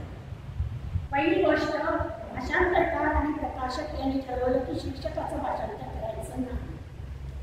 इथं सांस्कृतिक संगीत Lord of the flies Bible मधील ही संज्ञा की विलझेड हा खोटा देव त्याला लॉर्ड ऑफ द फ्लाईज म्हटलेलं आहे. आणि या कादंबरीचा विषय असा आहे की काही मुलं विमानाच्या अपघातामुळे एका निर्जन बेटावर आलेली आणि तिथं ती काय करतात तर पॅराशूटमधनं वैमानिक तरंगतो म्हणजे तो मेलेला आहे. तर ते प्रेत त्याचं पॅराशूटमधनं तरंगते आणि त्याच्यावरती अर्थातच माशा घोंगावत आहे. लॉर्ड ऑफ द फ्लाईज या मुलांना ते कळत नाहीये, त्यामुळे ते म्हणतात this is Lord of the Flies. आता लॉर्ड हा शब्द असून सुद्धा हा खोटा गेलाय, लॉर्ड ऑफ द फ्लाईज आहे. आणि ही मुलं तिथं काय करतात तर थोड्या दिवसांनी बरेच दिवस ती अडकत आहेत, त्यामुळे तिथं त्यांच्यामध्ये हिंसा, मत्सर, आपस या सगळ्या नकारात्मक भावनांचा प्रस्फोट व्हायला लागतोय. आणि तिथं ती एकमेकांच्या हिंसेपर्यंत पोहोचतायत. वर लॉर्ड ऑफ द फ्लाईज हा खोटा देव आहे, प्रेत तरंग आहे आणि खाली हे सगळं भीषण आहे. आणि हे भीषण काय भाषांतरात देणार आहे लॉर्ड ऑफ द फ्लाईजच्या? शक्यच नाही. त्यामुळे ते शीर्षक तसंच ठेवलं. दुसरी गोष्ट, एक उदाहरण कादंबरीमध्ये अखेरचं वाक्य. आता ही मुलं तिथे अडकली आहे, ती बातमी नंतर पोचते आणि एक ब्रिटिश नाविक अधिकारी तिथे येतो. तो त्या मुलांना घेऊन जायला आलेला आहे. तो त्यांना म्हणतो काय केलं तुम्ही? तर ती मुलं काय काय सांगतात. तेव्हा तो म्हणतो I know jolly good show like the coral island. एवढंच आहे वाक्य. त्याला म्हणायचं आहे आम्ही कोरल आयलंडच केलं. याचं भाषांतर जर जीएनने नुसतं केलं असतं की आम्ही कोरल आयलंडसारखं तुम्ही केलं तर वाचणाऱ्याला काय करणार? आणि मराठी आपण घेऊ. मराठी वाचकांना कोरल आयलंड म्हटल्यानंतर भारत प्रवाळ बेट वगैरे असं आठवेल, अंदमानात हे आठवेल. पण संदर्भ हा नाही. संदर्भ असा आहे की आर एम व्हॅलेंटाईनची रोमॅन्टिक कादंबरी द कोरल आयलंड जी 1857 मध्ये आली. त्या कादंबरीत काय आहे तर त्या कादंबरीतही मुलं अडकली आहेत एका बेटावर, पण ती चांगल्या वाटतात, साहस करतात, अजिबात नकारात्मक काही नाही आणि मग ती तिथून सुटतात. त्या कोरल आयलंडमध्ये ती मुलं आनंदाने राहतात. आता इंग्लिश वाचकांना हे कोरल आयलंड प्रकरण माहिती असल्यामुळं त्यांना ते समजतं. मग जीएन कुलकर्णींना माहिती आहे की हे आपण मराठी वाचकांच्यासाठी करतोय, म्हणून केवळ I know jolly good show साठी आलं ध्यानात. आणि कोरल आयलंड या शब्दांचं 2 शब्दांचं भाषांतर त्यांनी केवढं केलं पाहिजे. त्यांच्या घरच्याविषयी मध्ये आता तुम्ही इथं सगळी मजाच केली म्हणायची. प्रवाळ द्वीपाविषयीच्या पुस्तकात नेहमी असते तशी. निळे स्वच्छ पाणी, सोनेरी वाळू, निष्पाप गोड खेळ, गोड गोड गाडी, चांदण्याखाली गोड स्वप्न पहात घेतलेली गुलाबी झोप. आणखी बरीच वाक्य तुम्ही सगळी घेतली नाही. चांगली चैन केली तुम्ही. 2 शब्दांच्यासाठी जीएने 6 ओळी लिहिल्या. कारण कोरल आयलंड हे मराठी वाचकांना माहिती असेल असं नाही. हा सांस्कृतिक अडथळ्याचं हे डेमॉन्स्ट्रेशन म्हणतात की आपण भाषांतर करत असताना दुसऱ्या संस्कृतीतल्या किती गोष्टी माहिती पाहिजे. मग अर्थात असंच करायला पाहिजे का की जीएनची शैली वापरून? तर असंच काही नाही आहे. निश्चित प्रमाण मार्ग नाही की भाषांतरकारानं सांस्कृतिक अडथळे कसे ओलांडायचे त्याचं त्याने ठरवायचं. जीएननी हा सुंदर मार्ग निवडला, मला तो पसंत वाटतो. नाहीतर काय करता आलं असतं, कंसात द्यायचं. आणि हे कंस झाले की मला श्रीकृष्णासारखं त्या कंसाचं निर्धारण करावं असं वाटतं. आपल्याला त्या ॲप्रिसिएशन रसग्रहणामध्ये फार अडथळा आहे. खाली टिपा दिल्या तर कोण वाचत बसणार आहे त्या टिपा? खाली दिल्या किंवा शेवटी दिल्या. त्यापेक्षा मला हा जीएनचा मार्ग चांगला वाटतो, हे माझं वैयक्तिक मत आहे. तर अशा रीतीनं हा अडथळा पार करता येतो. हे अडथळे पार करत मी जे साहित्याची समृद्धी म्हटलं ते आपण फक्त वेळ थोडा असल्यामुळे थोडक्यात पाहू शकतो. कितीतरी महत्त्वाची भाषांतरं. पहिलं म्हणजे शेक्सपियर, त्यानंतर रोमॅन्टिक कवींनी केलेली भाषांतरं. आत्ता म्हटल्याप्रमाणे शरदचंद्र चट्टोपाध्याय त्याचं भाषांतर इंग्रजांनी चॅटर्जी केलं. एस.एल. भैरप्पांच्या कादंबऱ्या आणि उलट प्रवाहामध्ये घाशीराम कोतवाल इंग्रजीमध्ये गेलं. ओसला कपूंच्या स्वरूपात गेली. आणि अँथॉलॉजी जी आहे पार्सेल डुप्रेट दलित कवींच्या लेखकांच्या एकंदर लिखाणाचं भाषांतर. तर असा हा उलट सुलट प्रवाह चालू राहिला आणि दोन्ही भाषांना सगळं. मग मगाशी म्हटल्याप्रमाणे जर भाषांतरकाराबद्दलची जी इच्छता आहे त्या बाबतीत मला असं वाटतं अशी समीकरणं होऊ शकतात की दोघं इक्वल एका दर्जाचे असतात, किंवा सर्जक लेखक मोठा भाषांतरकार कमी दर्जा असतात, किंवा या उलट सर्जक लेखकापेक्षा भाषांतरकार म्हणतात.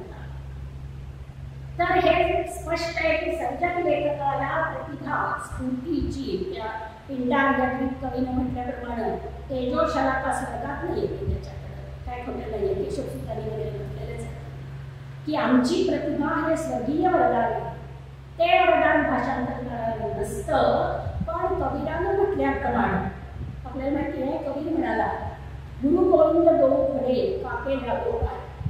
गुरु आणि गोविंद दोघं माझ्या समोर उभे आहेत, आधी तुम्हाला नमस्कार करू. तर त्यांनी म्हटलंय का लागो गुरु आपणे गुरु गोविंद दिखाय. गुरु नसता तर गोविंदच दिसला नसता, त्यामुळे आधी गुरुला नमस्कार. तसं हा जो गोविंद आहे शेक्सपियरच्या कृती, गटेच्या कृती वगैरे या कृतींचा गोविंद जर भाषांतरकाराने दाखवला नसता तर तो दिसला असता का. आणि त्यामुळे भाषांतरकारालाही आधी करायचं का नंतर पण नमस्कार करायला हरकत नाही, कारण तो एक प्रकारे त्या प्रतिभेला मुजराच करत असतो, तिचा सन्मान करत असतो, दुसऱ्या भाषेतून ती कृती आणतो, तिची पुनर्निर्मिती करतो, अन्य क्षेत्रात नेतो. आणि म्हणून आपल्याला नुसतं माहिती असतं हा शेक्सपियर का होतं बरं का, शाळेपासून माहिती, शाळेतल्या मुलालाही माहिती असतं, पण का आणि कसा हे तर भाषांतरकार दाखवतात. त्यामुळे मग आपल्याला शेक्सपियर, गटे, शरदचंद्र, भैरप्पा यांचा परिचय होतो. आता नेहमी भाषांतर म्हणजे भाषांतरच घडतं असं नाही. काही वेळा काय काय घडतं तर रूपांतर घडतं, अनुकृती घडते, अनुसर्जन घडतं. ही फुलराणी हे मुलांनी केलेलं पिग्मॅलियन किंवा माय फेअर लेडीचं अनुसर्जन आहे, कारण इथल्या संस्कृतीत ते मुलवलंय आणि त्याच्यावर असे काही संस्कार केले की तुम्हाला जर माहिती नसेल तर असं वाटू शकेल की ही इथलीच कथा आहे. किंग लिअरचं अत्यंत प्रसिद्ध असलेलं नटसम्राट यातही बदल आहे. म्हणजे तिथला राजा इथं नटसम्राट आहे, पण व्यथा प्रेरणा त्याच आहे आणि त्या तितक्याच समर्थपणाने मांडले. आता त्याविषयी वागूया बरेच आहे, पण त्याचं दर्शन मात्र कुसुमाग्रजाने घडवलं हे नाकारता येणार नाही. अँटनी आणि क्लिओपात्राला मी काही नमुने दाखवते. 19व्या शतकात शेक्सपियरची प्रचंड प्रमाणात भाषांतरं झाली. केवळ इंग्रज आहेत सत्ताधारी म्हणून नव्हे, तर शेक्सपियर हा सत्ताधारी आहे, राहणार, म्हणून ही भाषांतरं घडली. तर कशी घडली हे जरा मजेदार आहे. त्या अँटनी आणि क्लिओपात्रा माहिती आहे, तिला या कैकरांनी शृंगार सुंदरी म्हटलंय आणि त्याला वीरमणी म्हटलंय. त्यात जर वाचलेलं असेल तर कळू शकेल कसे प्रकार केलेले. वसंत कानेटकरांचं बदलभेदी हे नाटक काय हृदयस्पर्शी ठरलं नाही, हृदयभेदीच ठरलं. समीक्षकांनी त्याला अजिबात चांगलं म्हटलेलं नाही, पण तो एक प्रयोग आहे हे मान्य केलं पाहिजे. कॉमेडी ऑफ एरर्स जुळे यांच्याबद्दलचं हे नाटक, त्याचा चित्रपट सुद्धा झाला तो पुढच्या आवृत्तीला. आता एक छोटासा मुद्दा पण तो जरा रोचक वेगळं वाटेल. शेक्सपियरची जी भाषांतर झाली त्याची नुसती शीर्षकं पाहिली तरी आपल्याला कळू शकतं की त्या भाषांतरकर्त्यानं कशा पद्धतीनं ते केलं असेल. तर मराठीत आपल्याला 104 भाषांतर सापडली शेक्सपियरची. जाता जाता एक नोंदवावं असं वाटतं मला. मी PhDला काही करत होते, तर पहिला प्रश्न त्या रिसर्च स्कॉलर त्याचा असतो विषय काय घेऊ, म्हणजे ते काही नाही सांगत की विषय काय. हे मला वाटतं भारतातल्या सगळ्या विद्यापीठातल्या सगळ्या विभागामधला दुखडा रोना आहे. तर मला असं वाटतं मराठीमध्ये किंवा इंग्रजीमध्ये ज्यांना करायचं आहे PhD वगैरे, तर हे केवढं पूर्ण उपलब्ध आहे. 104 भाषांतरं आहेत. थोडं भाषांतरामध्ये लक्ष घालून आपल्याला विविध अंगाने हा रिसर्च संशोधन करता येईल. आत्ता वेळ नसल्यामुळे मी फक्त एवढंच दिशानिर्देशन करते की हे करता येईल आपल्याला. तर ती शीर्षक बघा, मॅकबेथचं राजदूत, अत्यंत सार्थ असं हे शीर्षक आहे. मर्चंट ऑफ वेनिस आपल्याला माहिती आहे पोर्शियाची अंगठी वगैरे, त्यामुळं त्या पोर्शियाची मोहना करून मोहनाची अंगठी, किंवा मिडसमर नाईट्स ड्रीम आपल्याला माहिती आहे राजा नायिका आणून बसवतात अर्ध्या रात्री. तर त्या पूर्वीच्या भाषांतर्त्यांनी मधुयामिनी स्वप्न म्हणजे त्याचं सूत्र पकडलंय त्यांनी. मेजर थोडं विचित्र नाटक आहे, त्यामुळे बोलणं असेल तर झोटिंग शाही असणार, पण ते संगीत आहे बरं का. संगीत नाटकात शेक्सपियर बसणार. रोमिओ ज्युलिएट प्रेमाचा कळस आहे, साधून दिसणारच आहे. टेलिंग ऑफ द शूर ही जी उर्मट अशा प्रकारची स्त्री आहे, ती थीम घेऊन मराठीत सिनेमा सुद्धा लिहिला. त्याला त्यांनी कर्कशा मन असं भारदस्त नाव दिलेलं. टू जेंटलमेन ऑफ वेळेला म्हणजे काय नाव दिलं, स्त्रियांचं अक्षर असं नाव देऊन त्याचं भाषण केलं. दुसऱ्याने प्रामाणिकपणे कालिंदी कांतिपूरचे दंड म्हणजे आपल्या संस्कृतीत आणून त्याचं सूत्र त्यांनी मांडलं. विचारचं दैवविलास अशा प्रकारे शीर्षक देऊन भाषण केलं. तर हे जरा रोचक वाटेल. तर या जेसी कॅटफोर्ड याचा फार मोठा अभ्यास त्यांनी भाषिक अडथळे आणि सांस्कृतिक अडथळे यांचं निदर्शन केलं. उपपद आपल्याला माहिती आहे, इंग्रजीमध्ये असलेली उपपदं भारतीय भाषांच्या मध्ये नाही. त्यात सुद्धा काय आहे की इंग्रजीमध्ये एक अँड द तीनच देऊन भागत आहे. जर्मनीमधली उपपदं लिंग सापेक्ष आहे. दॅट दास ती नको सकलिंग पुल्लिंग आणि स्त्रीलिंग, त्याला वेगवेगळी उपपद आहे. म्हणजे हे भाषांतर करणं इकडून तिकडं किंवा तिकडून इकडं किती अवघड असेल.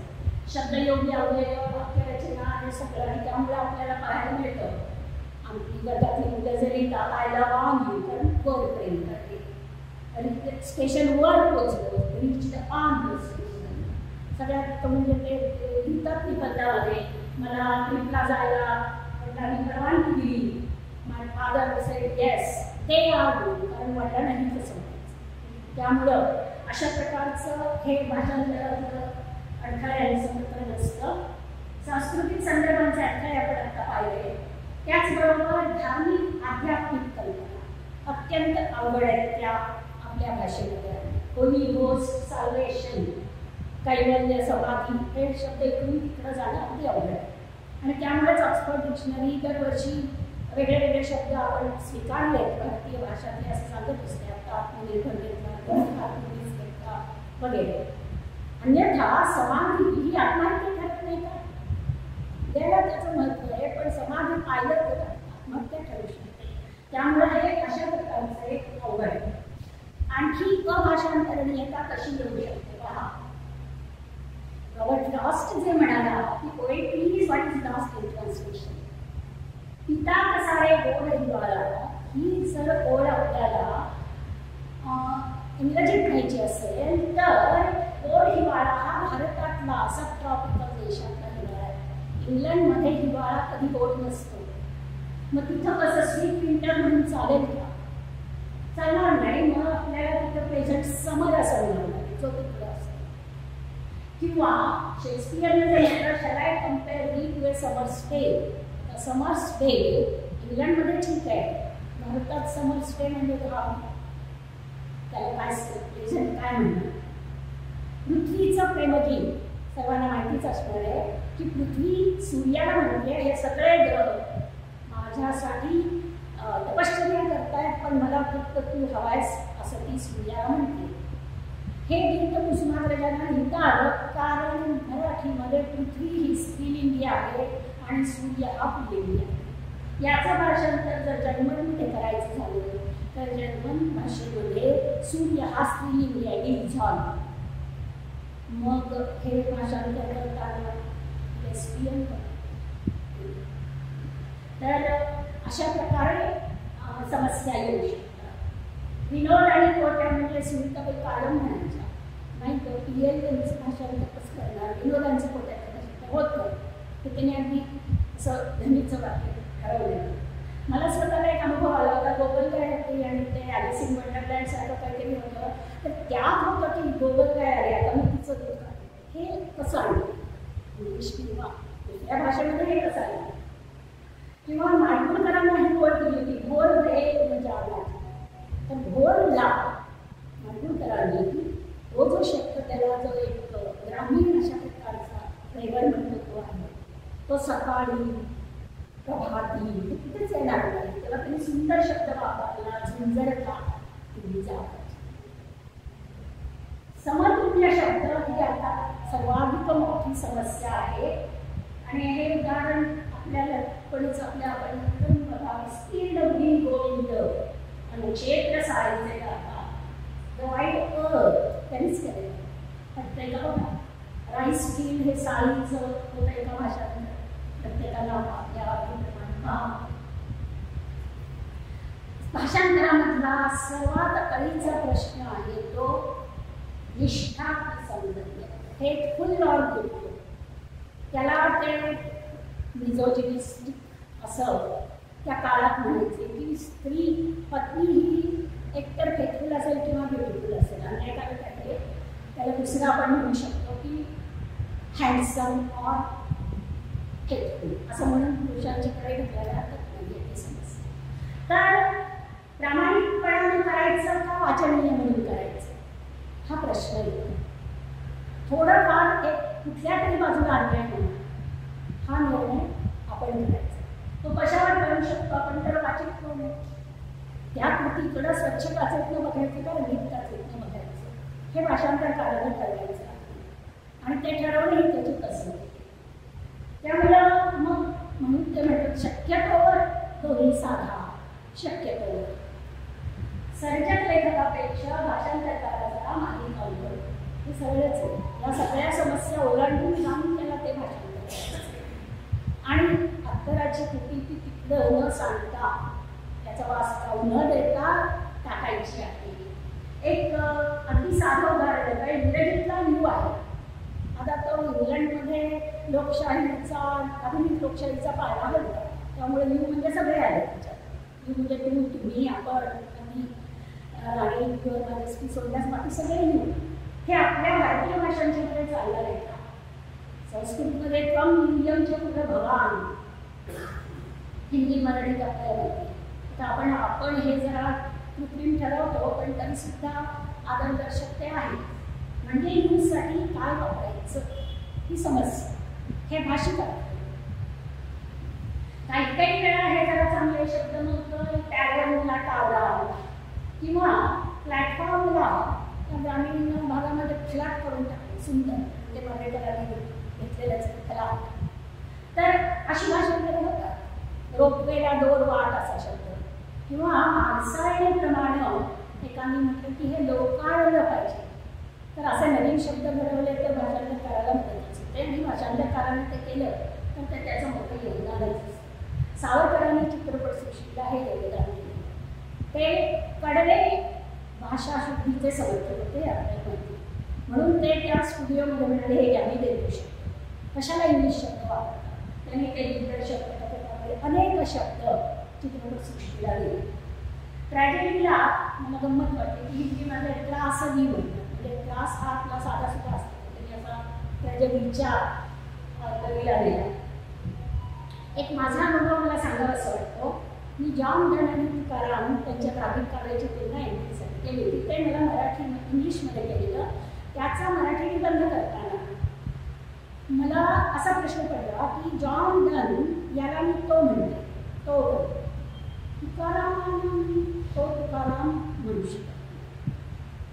व्हायचं हे मी अशोक केळकरांना म्हटलं की सर हे कसं काय करायचं. सुनीताबाई देशपांडे त्यांच्या असं बोलले. सुनीताबाई त्यांच्या स्वभावाप्रमाणे म्हणाले काय आणि ते तुकाराम तो म्हणायला निबंध लिहितो. आणि केळकर सर म्हणाले हा निबंध तू लेख हा प्रश्न तू लेखी दे. आणि मग सरांनी भाषा आणि जीवनमध्ये किती सारे चांगले अंक घेतलेले त्या अंकामध्ये तो प्रश्न आणि त्याचं लेखन उत्तर असं दिलेलं होतं. ते त्या अंकामध्ये आहे. म्हणजे अशा प्रकारच्याही समस्या सांस्कृतिक असू शकतात. आता हे पॉझिटिव्ह बोलताना निगेटिव्ह थोडंसं पाहायला हरकत चालेल ना. तर हिंदी मराठी अनुवाद हे खरं म्हणजे सोपे असायला हरकत नाही. कारण संस्कृती भेट नाही. कबीर मीरा हे आपल्याला अगदी आपले असल्यासारखे म्हणजे मराठी असल्यासारखे माहिती आहे. पण तरी त्यांचं भाषांतर करताना काय निष्काळजी म्हणायचं काही वेळ गोमत मास म्हणायचं काय म्हणायचं ते पहा. तर अकथ कहाणी प्रेम की कछु कही ना जाय हिंदे कोणी सरकला खाई और मुस्काय अशी ओळ आहे कबीरची. ही प्रेमाचं जो आनंद आहे तो काही सांगता येण्यासारखा नाही आहे. एका मोठ्या माणसाला जर साखर दिली तर तो सांगू शकत नाही, तो खातो आणि स्मित हास्य करतो. ते हास्य आहेच त्याची पावती आहे. याचा अनुवाद जर असा केला तर कहाणी प्रीतीची कधी न कधी जाय मुकान बोले शब्द ही हसून साखर खाय. उलट झालं ना, तो साखर खाऊन हसलाय आणि हा मुका हसून साखर खातो. इथं वेगळा अर्थ पूर्णपणे गेला, साखर कमी झालं. दुसरा झुटा पंचरंग चोल रे अशी सुंदर ओळख दिली आहे. त्याचं जर देहवसन हे खोल रे काय आलं पंचरंग मध्ये काय व्यक्त केलं. 5 इंद्रिय, कर्मेंद्रिय, ज्ञानेंद्रिय आणि रंगीबेरंगी मानवी शरीर आणि मानवी जीवन हे सगळं झूट आहे. तर देहवसन मध्ये त्या पंचरंगातला एकही रंग आला नाही, नुसतंच वस्त्र बेरंगच झालेलं. काही या भाषांतरामध्ये कुठलाही रंग उतरलेला नसून बेरंग झालेला. जीवी जीवी बिनी चलरिया याचं त्या जीवी जीवीचं तलम मुलायम हे भाषांतर करूच शकत नाही. झिम्मी चिमीमध्ये कोश काढून मी पाहिलं होतं, झिरझिरीत असा. आणि कबीरानं एवढं व्यक्त केलं या चादरीला झिम्मी चिमी म्हणत. मानवी जीवन हे झिरझिरीत वस्त्रासारखं आहे, अशी चादर आहे. आणि यातून कबीराला म्हणायचंय ते झिरझिरीत मधून पलीकडचं फार अस्पष्ट दिसतंय, काहीच स्पष्ट दिसत नाहीये, हे त्याला तिथं स्पष्ट करायचंय. त्याचा जो नश्वरपणा आहे झिरझिरीतपणामधून तो त्याला सांगायचा आहे. यातलं काही तलबून नाही. किंवा हा तर कह झालेला आहे राती पिकी चुनटी ओढी, त्याचं भाषांतर पदर ओढीला असं. ओढणा म्हणजे हिंदीमध्ये पांघरणे, आणि असं पदर ओढून कसं चालेल. मीरा के प्रभू कबरे मिलोगे रहे मधुर इच्छा आहे असं मीरेनी म्हटलंय त्या काव्यात्मक पद्धतीनं. तिथं मीरेशी कधी मिलन बसची मथुरेला जाऊन काय मथुरेला जाऊन बसतो असं म्हणेल का मीरा कृष्णाला? कधी मिलन त्याचा एक सांग. अशा प्रकारे हे पूर्ण निष्काळ्य अशा प्रकारचं भाषण आणि मग तो फास्ट आहे. त्यामुळं कवितेचं भाषांतर करताना आपल्याकडं थोडा तरी काव्य गुण पाहिजे, त्याशिवाय कवितेला हात नाही. आणखी एक उदाहरण ते आपण जलदगतीने पाहू शकतो. माझ्याकडं एका इराणी विद्यार्थ्यानं ट्रान्सलेशनवर PhD केली. तर त्यानं विषय घेतला होता उमर खय्यामची भाषा. आपल्याला माहिती आहे उमर खय्यामच्या रोगाने अतिशय प्रसिद्ध. तर त्याचं पहिल्यांदा भाषांतर 19व्या शतकात फिट्झजेराल्डने केलं. ते चांगलं केलं, अत्यंत लोकप्रिय झालं. किंबहुना फिट्झजेराल्डच्या भाषांतरामुळे उमर खय्याम सगळ्या जगाला माहिती झाला, हे सगळं खरं आहे. पण तो माझा विद्यार्थी म्हणाला, शाळेत आम्ही ठरवलं होतं की फिट्झजेराल्ड रोमॅन्टिक लिहित नाही. त्याच्या या ओळीतून आपल्याला दिसलं आहे ज्याचं या इथे तळतळी भाकरी एक सुरई एक सुरेची अंगात इथे जवळी लाल रंगे नंदन करते हे जे माधवजी यांनी केले याचे व्यक्त होते तो रोमॅन्टिसिझम आहे. तो म्हणाला फिट्झजेराल्डने केले हे रोमॅन्टिक केले आणि त्यामुळे अर्थात माधवजींनी तसंच केलं. मुळात उमर खय्याम हा रोमॅन्टिक नव्हता. त्यानं जे लिहिलं वाया त्या तत्वज्ञानात्मक आहे. म्हणजे तत्वज्ञानाचा कसा रोमॅन्टिसिझम होऊन जातो भाषांतरामध्ये. आणि त्यात सुद्धा आता चांगलं वाईट कसं ठरवायचं ते शेवटी वाचक हे देव परमेश्वर आहे, वाचकांनीच ठरवायचे, ते सर्वोच्च न्यायाधीश आहे.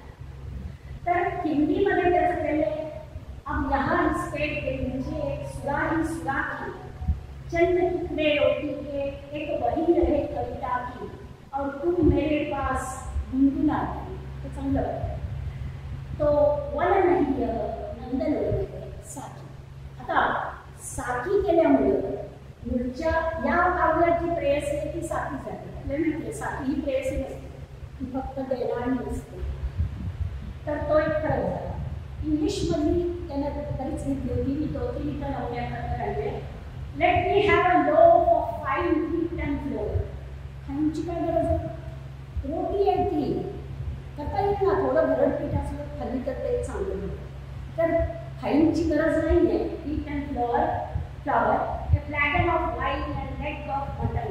The leg of mutton ने काय खावलं की पटत नाही. And beside me in the desolation म्हणजे desolation, a comely youth. This is happiness in all Sultan's palace rooms. हे एकाचं भाषण. दुसरं पिक्चरांनी केलेले बुक ऑफ वर्सेस आणि पूर्ण काव्यात केलेले a jug of wine, a loaf of bread and down beside me singing in the wilderness, and wilderness is paradise and creative moment. Peter indicated chance supplied a loaf of white bread, 2 casks of wine and leg of mutton in the corner of a garden with a tulip-cheeked girl. आता एक girl म्हटल्यानंतर ती पेरसी असेल असं नाही आहे. कुणी पण तुलिपची असलेली पण असू शकते. देअर वुड बी एन्जॉयमेंट किंवा सुलतान आवडते.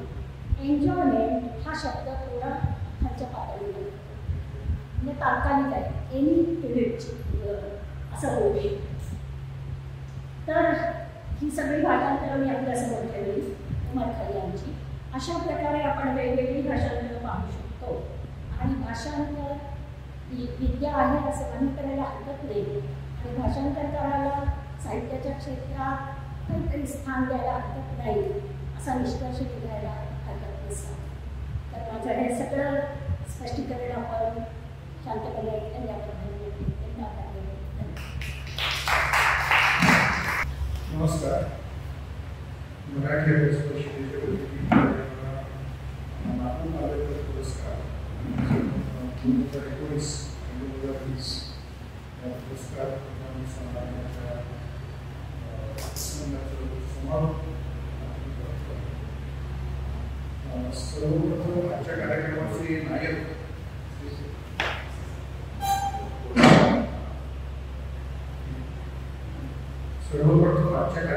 नायक श्री तुषार पवार आणि श्री खंडेराव कुलकर्णी यांनी परिषदेकडे दिलेला हा पुरस्कार उपस्थित राहून स्वीकारला.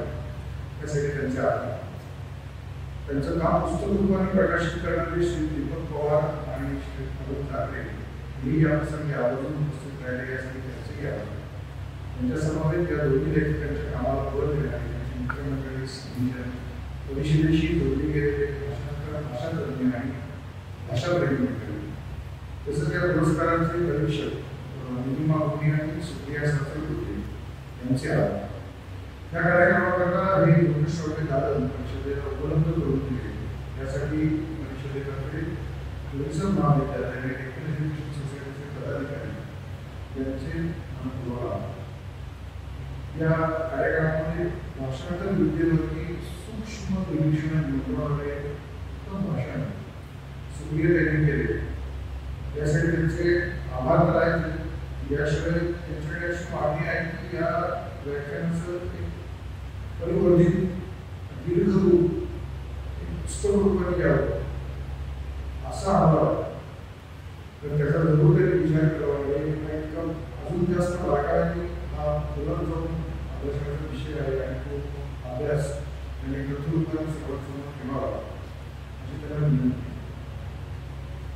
आज आपण भाषेबद्दल विचार करतो म्हणजे किंवा मराठी भाषेबद्दल विचार करतो तेव्हा विचार सतत प्रगतीविषयी न बोलता संकटांविषयी म्हणजे असं निरीक्षण आहे की कधी मराठी माणसं मराठी प्रेरण्यासाठी एकत्र आली तरी मराठीच्या पुढचं भविष्य गेलं किंवा पुढचे काय पडलं होतं अशा पद्धतीने न बोलत असतं आपण संकटांविषयी नकारात्मकतेविषयी किंवा कसं वास्तविक असं बोललं जातं. हे तथ्य निरीक्षण आहे की मराठीवरची जी संकट आहे ती बहुपत्री आणि अनेक दिशांनी आलेली आहे आणि त्याच्यातून मार्ग जर काढायचा असेल तर सगळ्यात प्रथम काय गरजेचं आहे मराठी भाषेला तर ती म्हणजे निजीशी वृत्ती पाहिजे. त्याच्यामध्ये एक जोश हा भाषिक जोश भाषेचा जोश असा हवा आहे. 1856 आपल्याला आढळतो जसं सांगितलं भाषेमध्ये अनुवादाचा शब्द होतो तसं अनुवादाच्या माध्यमातून हे सर्व भारतीय भाषांना जसं तुषार पवार सांगितलं सर्व भारतीय भाषा या अशा संकटग्रस्त ह्याच्यामध्ये आहे. किंबहुना हिंदी सुद्धा आहे. हिंदी जर खरं आहे हिंदीमध्ये सुद्धा ऑनलाईन पुस्तकांच्या पद्धती विषयावर कव्हर नाही किंवा काढल्याच जात नाही. तर मी नेहमीच असं करायचं म्हणतो की म्हणजे मराठीला भाषा म्हणून स्वतःची काहीतरी रणनीती असायला पाहिजे. भाषिक रणनीती भाषेविषयीची सक्रियता खूप महत्वाची आहे ती गरजेची आहे. तर भाषेला त्यासाठी म्हणजे जसे की तुषार पवारांसारखे कर्मयोद्धे गरजेचे आहेत किंवा कुठलेल्या कुटुंबियांसारखे कर्मयोद्धे गरजेचे आहेत. हे हवे आहे. मराठीच्या कल्याणासाठी शासकीय पातळीवरची सक्ती गरजेची आहे. पण शिवाय मराठी गाण्यामध्ये मराठी विषयीची उत्स्फूर्तता रुजवलेली होत आहे.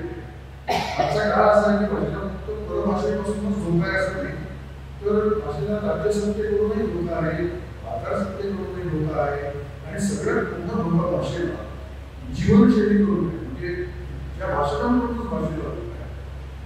कारण आपल्या भाषेची उभारलेली सगळी आपली भाषिक जाणीवा भाषेची उभारलेली मूल्यसृष्टी ही पोकळ आणि बोधक होत जाण्याचा हा काळ आहे.